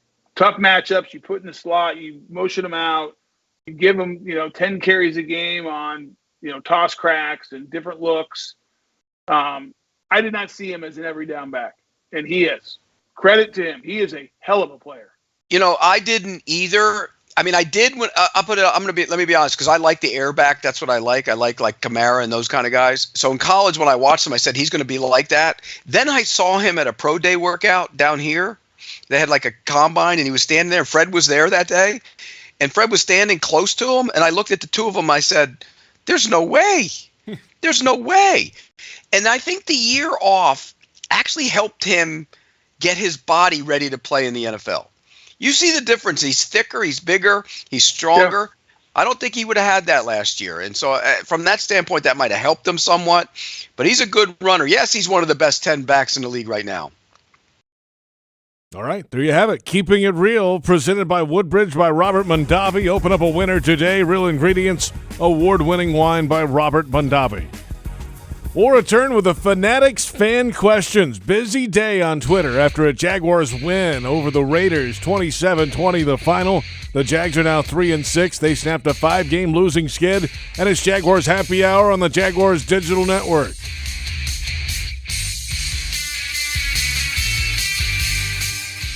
Hey Jags fans, Brian Sexton for Dreamfinders Homes. In a complex housing market, do decisions on the biggest purchase of your life stress you out? At Dreamfinders Homes, they can build the home of your dreams in one of their many communities in Northeast Florida. With a mortgage company in-house, they're here to assist you throughout the entire process. Choose from their wide range of single-family homes or townhomes from the 300,000s. Dreamfinders Homes specializes in homes built to fit your lifestyle. Call 904-590-2545 or visit dreamfindershomes.com. Experience custom elegance for your home with new windows and patio doors from Renewal by Andersen. Right now, get 20% off windows and 20% off patio doors. Plus, no money down, no payments, and no interest for 18 months. This offer expires November 30th and restrictions apply. Renewal by Andersen, the official window and door replacement partner of the Jacksonville Jaguars. Visit rbafla.com. License number CGC 1527613. Jaguars fans, here's a great way to pay with pride wherever you go. Exclusively from TIAA Bank, the Jacksonville Jaguars Visa debit card comes with a fierce look and fantastic features, along with the convenience to make purchases online or at millions of locations worldwide. And it's yours, free, when you open a Yield Pledge checking account. Order yours today. Visit TIAABank.com/JagsCard. TIAA Bank is a division of TIAA, FSB, member FDIC, and the official bank of the Jacksonville Jaguars. Tired of hearing "fine" to every question you ask your child? Conversations with a child or teen in your life may sometimes feel one-sided, but they help build the foundation for lifelong mental wellness. Getting started can be difficult, but you don't have to do it alone. Wolfson Children's On Our Sleeves program provides just what you need to spark conversations that have lasting benefits. For free tools and expert advice delivered to your inbox each month, visit wolfsonchildrens.com/onoursleeves. Jaguars fans are gearing up and saving big at Fanatics.com, the world's largest collection of officially licensed fan gear from all the leagues, teams, and Jaguars players you love. Shop the most trusted brands, exclusive designs by Fanatics, and autographed collectibles from today's biggest stars. Join Fanatics Rewards today and earn fan cash on every purchase. Shop now and get today's special offer. Fanatics.com, officially licensed everything. It's time for sunshine and summer showers, so it's more important than ever to make sure you call Crystal Clean for all your waterproofing. Waterproofing can extend the life of your building by keeping water outside where it belongs. And that Florida sun can beat up your business's paint job. Crystal Clean's painting services can bring your building back to life. From waterproofing to painting, schedule Crystal Clean today. Call 904-220-3337 or go to crystalclean.com. You don't have to worry when it's crystal clean. Jacksonville Sports Talk for Jacksonville sports fans. 1010XL. Home of the Jacksonville Jaguars.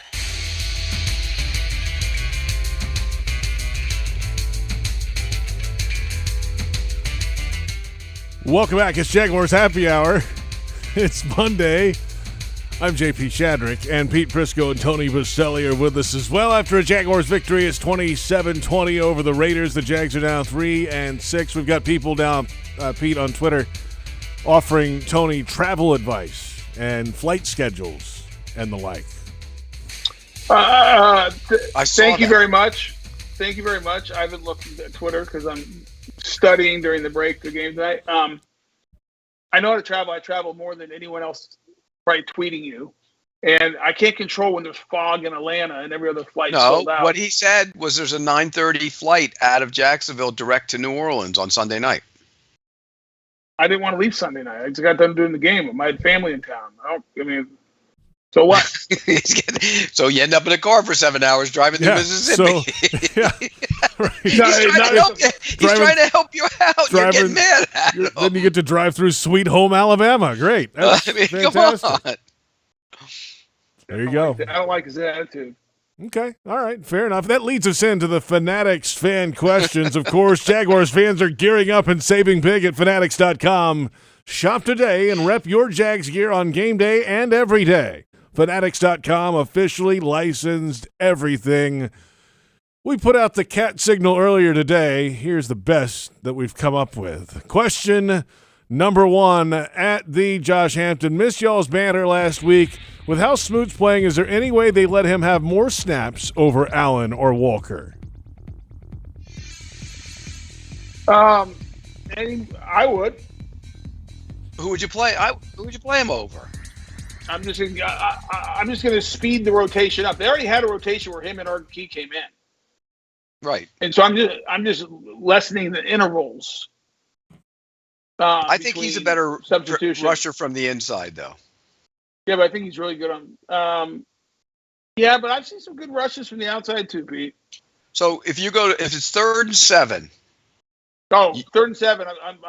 I'm going Arden Key and him inside with Trayvon and Josh outside. Okay, 1st and 10. I'm gonna increase the rotation of him on the field. Like, how many snaps did Allen and Walker play on Sunday, JP? Stand by. Let me. The crack research staff if they will played, get to that coming up. If they played the majority of them, you would rotate them in and out between the three of them. right when I said that. It depends on the team too, Pete, because Allen and Trayvon Walker are still better than Smoot and Space. Here And are so, the, as a true stand-up, outside linebacker in a 3-4, they can do more in space and coverage and everything else than Smoot. Go ahead. The snap total for Allen and Walker both played 46 snaps out of the 59. That's 78%. So you would knock would that Smoot down play? to Smoot played 29 snaps, 49% of the snaps, 29 out of 59. You'd bring him up to like 60 and let them drop down to 70? I don't know how. Well, to your point, I'm not necessarily taking out. How many snaps of sub defense were yesterday? That's my question. Let me tell you what. Smoot's on every sub snap. Every nickel package, he's in there, rushing the passer. Which is the way he should be. That's my point. So if you only had 23, there was only 23 snaps of nickel, fine. So what you're saying is you play him more in base. No, I'd say I'd make sure he played every nickel snap. Right, but you'd play him all. Would you play him more in base? I don't know, if you don't rotate those guys out, if you don't rotate him in to play over there, who are you rotating in to play over there? Arden Key plays over there too. I know, and he's playing inside on nickel too. That's what I'm saying. But it's the same rotation. Is my point. I'm not worried about first and second down as much, Pete. Let me say it differently. I'm not as worried about base defense as much. I'm worried about nickel. When you need someone to rush the passer, he needs to be on the field. He's your best pass rusher. Are Walker and Allen playing too many snaps? That's a lot. 76% is a lot in an era when defensive linemen are rotated a lot. Not for outside linebackers, Pete. How many snaps what's the percentage of, like, I'm thinking of other 3-4 defenses, Khalil Mack, and, go through your three. It'd be interesting study to see in 3-4 defenses what percentage of do those outside linebackers play. I bet you it's higher than you think. Yeah, you're probably right. But sometimes nowadays you don't consider them 3-4. You should get them some more as edge rushers. They're not just. It's different. To your point, I'm going to look and see what Khalil Mack played yesterday. I got it yesterday, right here, Pete. Khalil Mack played 47 out of 61 snaps yesterday, 77%. Yeah. Yeah, about the same. And by contrast, what did Von Miller play yesterday? Von Miller. That's Buffalo Bills. I'm gonna look. I'll tell you right now. Game book. Here we go. He played 44 of 61, I think. That's Yeah. 73%. Yeah, you're right. Same thing.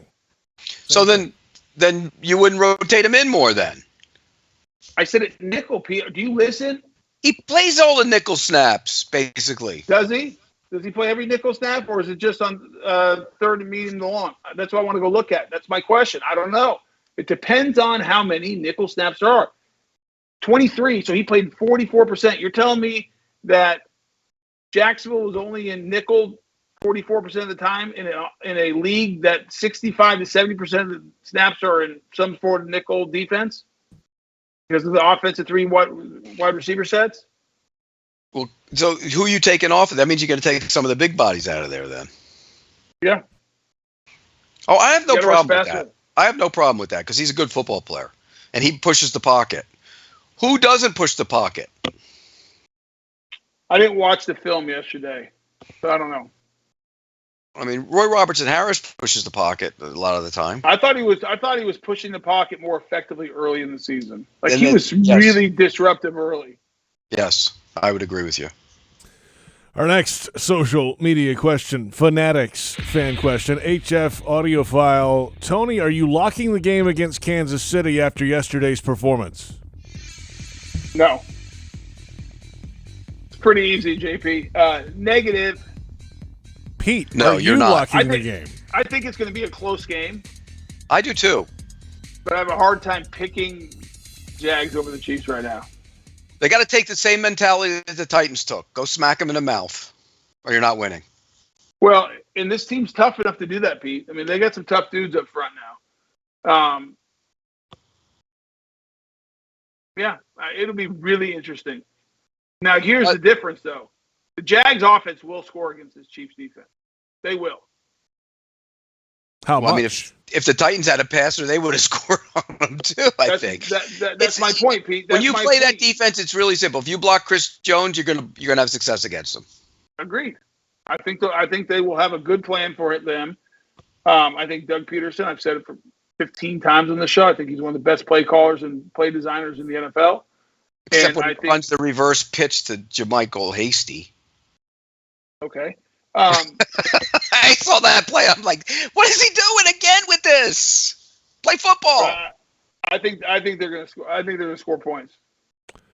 I think Doug Peterson's offense is fantastic. He has guys open. They know how to sit down in areas. They're usually getting open a lot of the time because the design is good. But there are certain times where it's maddening. The play calls are maddening. Run the damn ball, would you?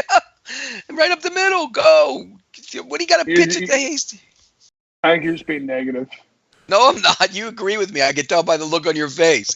I can guarantee you when he ran that jet sweep pitch to Hasty, in that booth, you and Loggeman probably looked at each other and shook your head, and you just won't say it. I say it.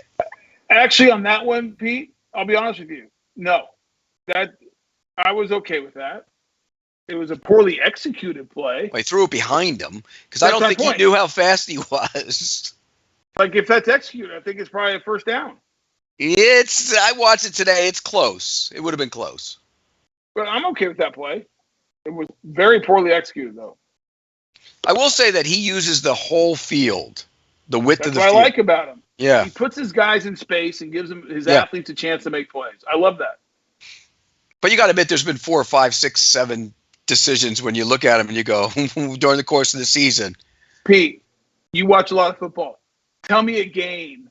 Tell me a play caller in this league that if you watched for 9 games, there wouldn't be 3 to 5 plays. You're like, I don't like that. What are you doing? Yeah, you're right. I hate them all. Come on. I mean, so they've played 9 games on average. Let's just call it easy for easy math. 60 plays a game. That's 540 plays he's called, and you don't like 3 or 4. Key situation plays, a lot of them. That's why. Oh, stop it. Yeah. And you know what? If you sat across from Doug and said the same exact thing to him, he'd agree with me that those play calls weren't good. I don't know about that. Why, you can never say you were wrong? I know guys like that. He's sitting over there. Look in the mirror. That's you. I can say when I'm wrong. You never say when you're wrong. You never admitted you're wrong. Oh, I admit I'm wrong? I thought Christian Ponder would be good. There, I'm wrong. That's years ago. That's easy to say. He's been unbeaten ever since, Tony, apparently. That's funny how that works. Next question. Yeah. Social media. Yes, what a day.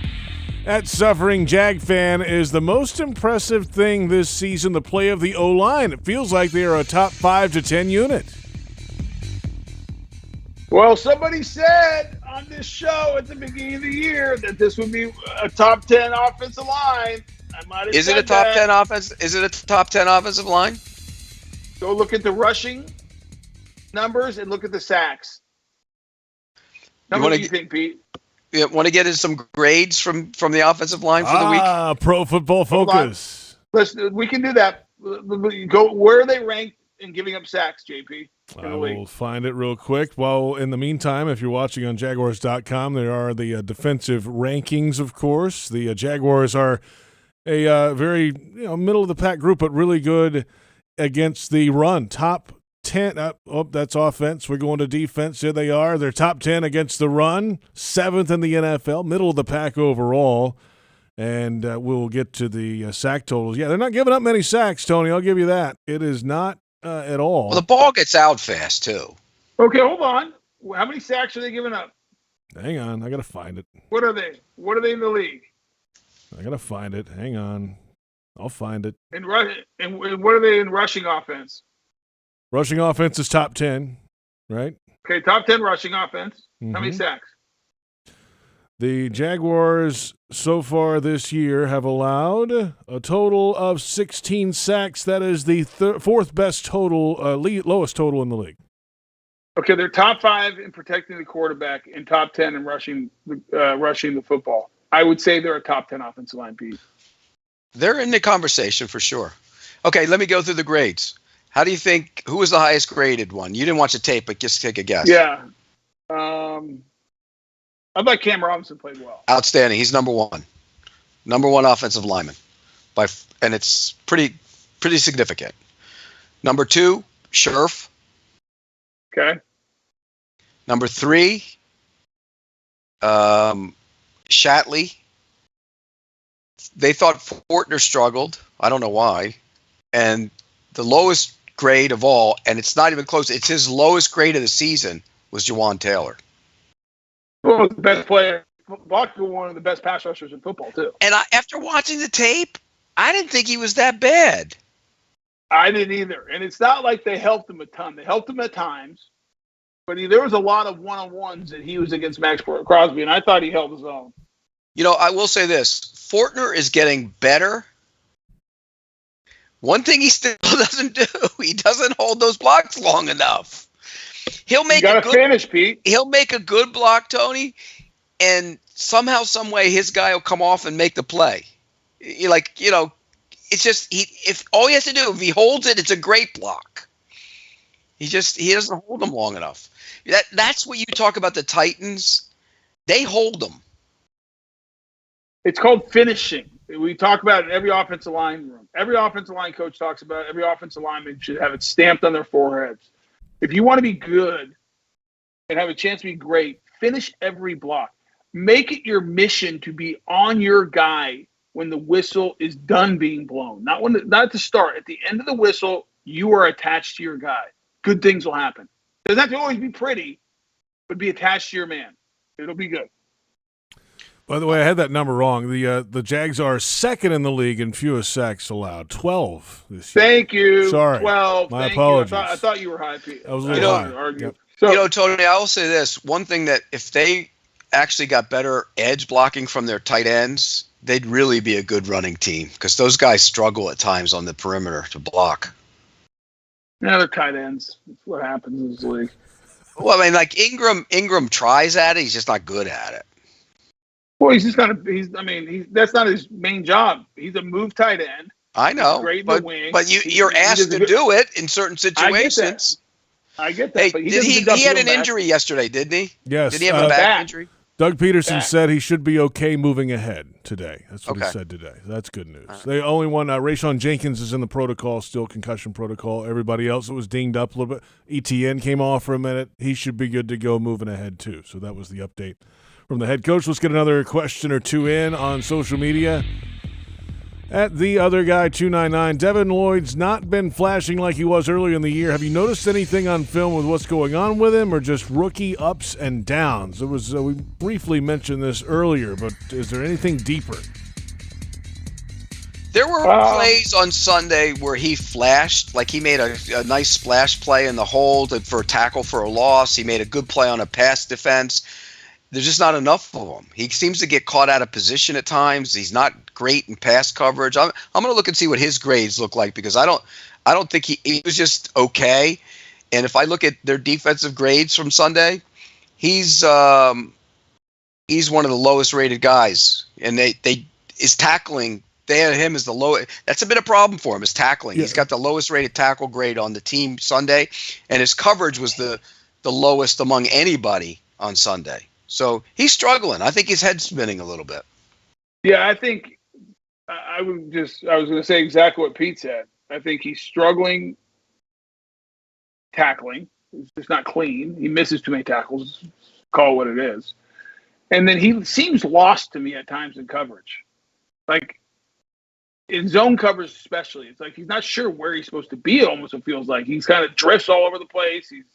That was kind of the book on him coming out of Utah, too, is that he wasn't great in coverage because he drifted and didn't understand it as well as he should have. And so it's going to take him a little time to get adjusted. He's definitely better in man coverage than zone. Yes. No doubt about that. Yes. Our next and final question today about the division race this is from @Duval2188. With Tennessee having issues and the Colts and Texans struggling, is this division still in reach for the Jaguars to win, and how many wins do you believe it will take? I haven't looked at the Titans' schedule. They have 5 wins. They're 5-3 now. Is that correct? Because they already had their bye. Yeah, 5-3. Yeah. So they have 9 left. I think the Titans get to 10. All right, you want to go through I think the Jags have to beat the Titans twice and get to 10 wins to win the division. All right, here's the Titans' schedule quickly. Against Denver this week, at Green Bay. Win. Home against Cincinnati. Tough. At Philly. Tough. Home against the Jaguars. Loss. At the Chargers. For the Titans. Yeah. They could beat the Chargers. Lock it. It'd be the first Jags win in Tennessee since, Yeah, lock it, since their history's been so good against that club. I think Nixon was in office. At the Chargers. That's a win for the Titans. In Nashville against Houston. Win. And then home against the Cowboys, and then at the Jaguars. Yeah, I think they get 5, maybe 4. I think if the Jags get to 9 wins, they're going to be in the wild card hunt in the AFC. If you go look at the AFC. So now you're saying that Jacksonville's getting to 9 wins? No, I'm answering the damn fan question, Pete. Pay attention. So okay, how many are they getting? Have you amended it now this week? I'm going back to my original number. Was 7 to 9 at the start of the season. I think it's I don't gamble on sports. I would say if I'd be comfortable at saying 7 or 8. I think 9's a stretch. Right. I'd say, what did I say? 5 to 7. I think I'm 6 to 8. You said 6 to 8. Sticking to it. I'll be right again, just like last year when you picked them to win 11 games.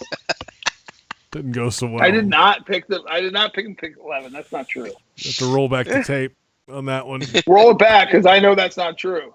A lot of Kool-Aid got drank last season, that's for sure. Hey, there's the Fanatics fan questions. Yes, Tony. You guys know it wasn't from me, because if you listen to the show, there was no Kool-Aid drunk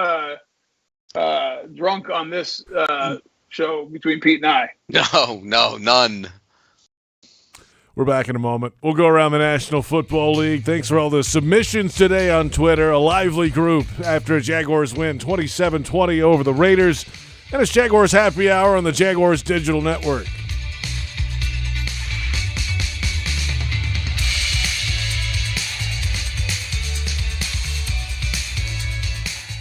Hey Jags fans, Brian Sexton for Dreamfinders Homes. In a complex housing market, do decisions on the biggest purchase of your life stress you out?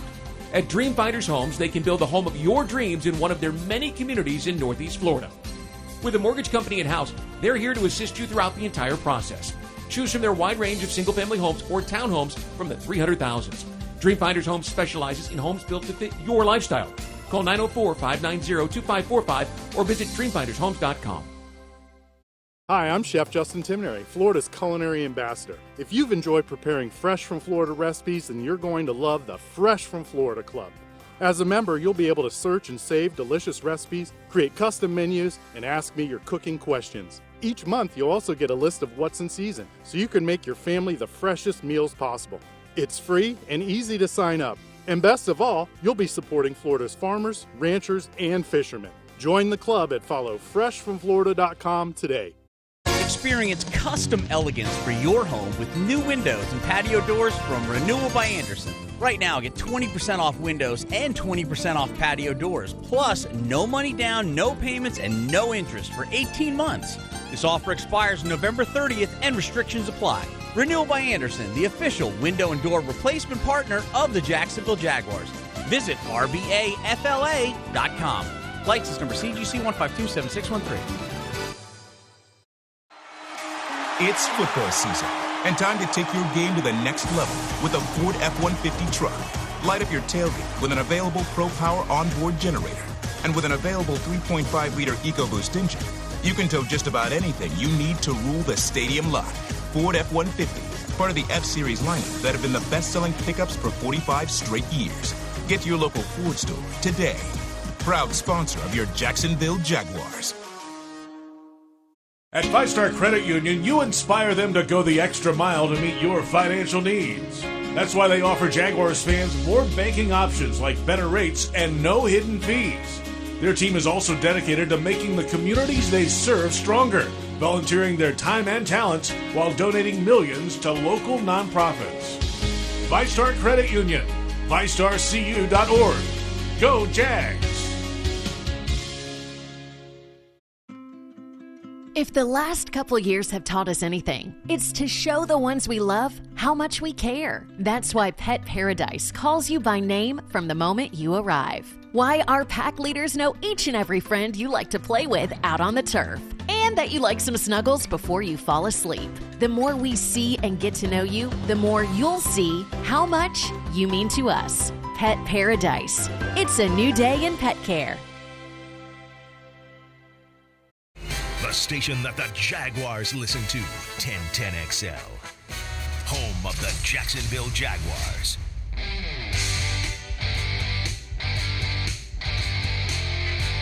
We're back. It's Jaguars Happy Hour. It is Monday, and the Jaguars are celebrating a victory over the Las Vegas Raiders, 27-20. J.P. Shadrick, Pete Prisco, Tony Boselli.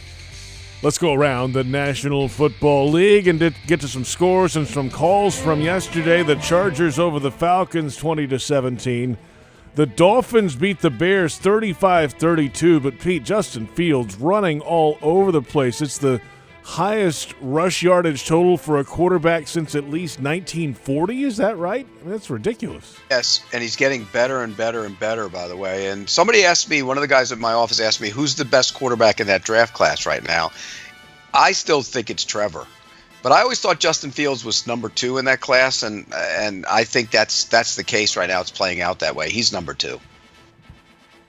I always thought he was really tough. Like the way he played near the end at Ohio State, he was taking a bunch of hits and like battling with that team and fighting them through. And I just like the way he was tough on that field for the. You know what though? All that running around, you gotta cut it down a little bit though. I mean, come on. Right. Yeah, it hasn't hurt Lamar Jackson, Pete. Not yet. I mean, it's still when you don't get faster as you get older, though. You know, eventually you got to start playing the position in the pocket, or is he just, or do these guys that just run around, are they done once they can't run like they can now? That'll be interesting. That's a good question. I mean, look at Cam Newton. He went from MVP to out of the league quicker than at a position where you usually play 15 years. It was like after like year 8, he was done. Yeah. It wears on you. I'll be curious to see the little guys, how they handle it, too. The Bengals over the Panthers, 42-21, and then Aaron Rodgers and the Packers, though the Packers quarterback threw 3 interceptions, but the Packers still had the ball with a chance. It comes down to the final play in the Lions defense. 4th and 10 Packers, trailing the Lions by 6 from the Lions 17. Rodgers is going to work out of the gun. This building is alive. Clock's at 0 again. Rodgers back. He's got it. Looking.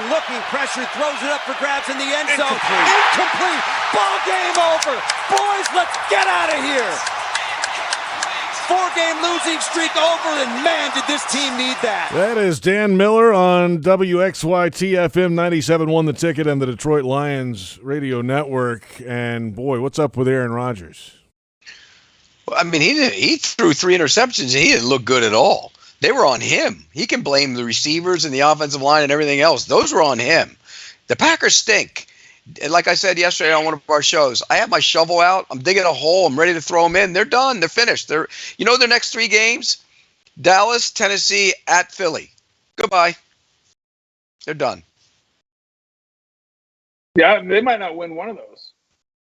And look how far behind they are in the division right now. I mean, they're done in the division. It's over. We move They along. lost, by the way, one other thing. They lost Rashawn Gary for the season. Romeo Doubs went down is in a boot, left the building. Aaron Jones left the building in a boot. They're done. Yeah, it's going to get ugly there. AFC East. Maybe they should have taken the 2 first-rounders they could have gotten for him. Wow. Bills and the Jets in New Jersey, and the Bills had the football late, down by 3. The Jets lead by 3, 4th and 21. As Allen drops back to throw at his own 5-yard line, scrambling to his left, buying time, looking downfield, heaves a bomb for Davis. Sauce Gardner's there, and it's knocked away.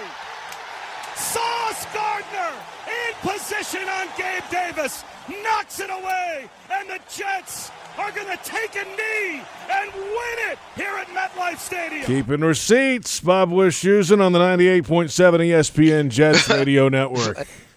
Every time I think of where the Jets are right now, I think about they hired Urban Meyer over Robert Saleh.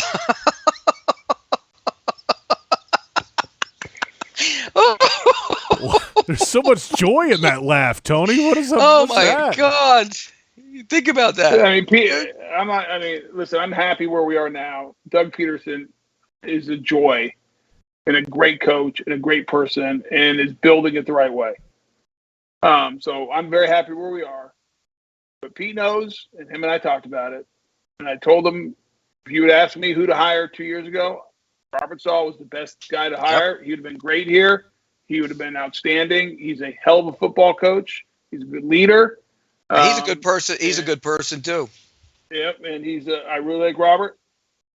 Good for the Jets. I'm happy who we got though. You know, one quick thing. It was painful for a year, but I'm happy who we got. Doug's a heck of a coach. One quick thing about that game. Did you see Josh Allen has ulnar nerve damage? Yeah. They're going to evaluate him tomorrow. You know what that is? That's Tommy John. No, the nerve is not Tommy John, Pete. Yeah. Tommy John's when you tore your ligament. Ligament. Yeah. Right. But two different things. But they're gonna evaluate it to see if they're doing the test on it to see. You hope like heck that it's not, because that thing's torn, he's done. Who wins the AFC East? If he's done, you may as well trot out the Miami Dolphins or the Jets. The Miami Dolphins can't stop anybody though. They're terrible on defense.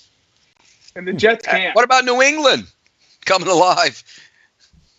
Who would have thought the NFC East would be the best division in the AFC? Remember at the beginning of the year, it was like the AFC West, the greatest division ever. It's the SEC of the NFL. I think I even said that.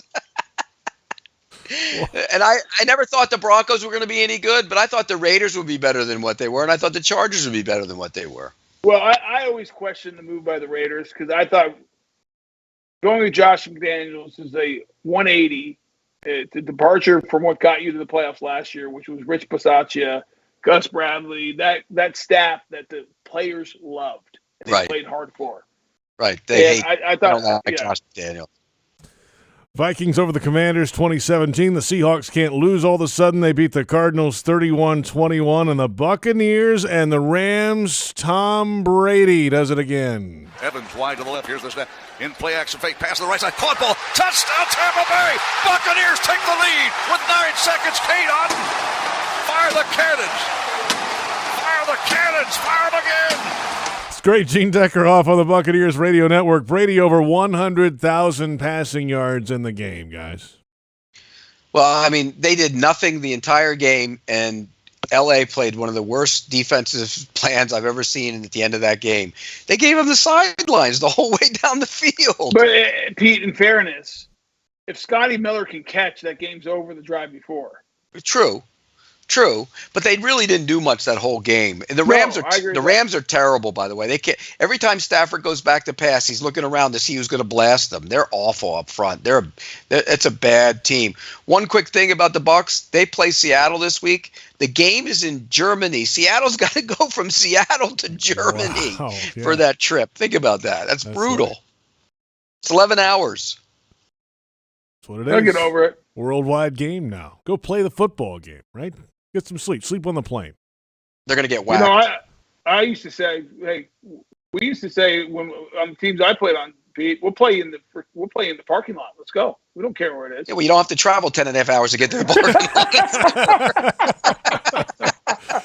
Monday Night Football. Lamar Jackson and the 5-3 Baltimore Ravens look to strengthen their hold on the AFC North. Plus, linebacker Roquan Smith makes his Ravens debut. They'll head to the Caesars Superdome down the road from Tony Boselli right now in New Orleans to face the 3-5 Saints and quarterback Andy Dalton, who hasn't won a primetime game since 2018 and hasn't won a Monday night game since 2014. You're calling the game, Tony. Who you got? Well, if the Saints play defense the way they did last week, it's going to be a hell of a football game, and I think the Saints win because there's not a tougher place to play on Monday Night Football than in New Orleans when that place is going and it's rocking. However, the Saints have the 28 scoring defense in the NFL, giving them 25 a game, and that's with the shutout last week. They've been atrocious defensively. Maybe they found something last week, but if they play to form the way they did the first half of the season, I think the Ravens beat them by 2 touchdowns. Saints win the game. That defense you saw last week is a defense I expected to see all year long. They're getting guys back. Some of those young corners are starting to play really good football. Taylor, the kid from Tennessee, is playing well. Pete Werner was outstanding last week, and they're getting pressure. I think they'll have a great plan to slow down Lamar Jackson. I think the Saints win the game. Pete, if you're right and they play defense that way, I'm with you. I think the Saints will win. All right, guys. Have a great call, Tony. We'll talk to you. That's Tony Boselli. That's Pete Prisco. I'm J.P. Shadrick, Joe Fortunato, Brent Reber, our entire crew. Thank you for listening. It's Jaguars Happy Hour on the Jaguars Digital Network.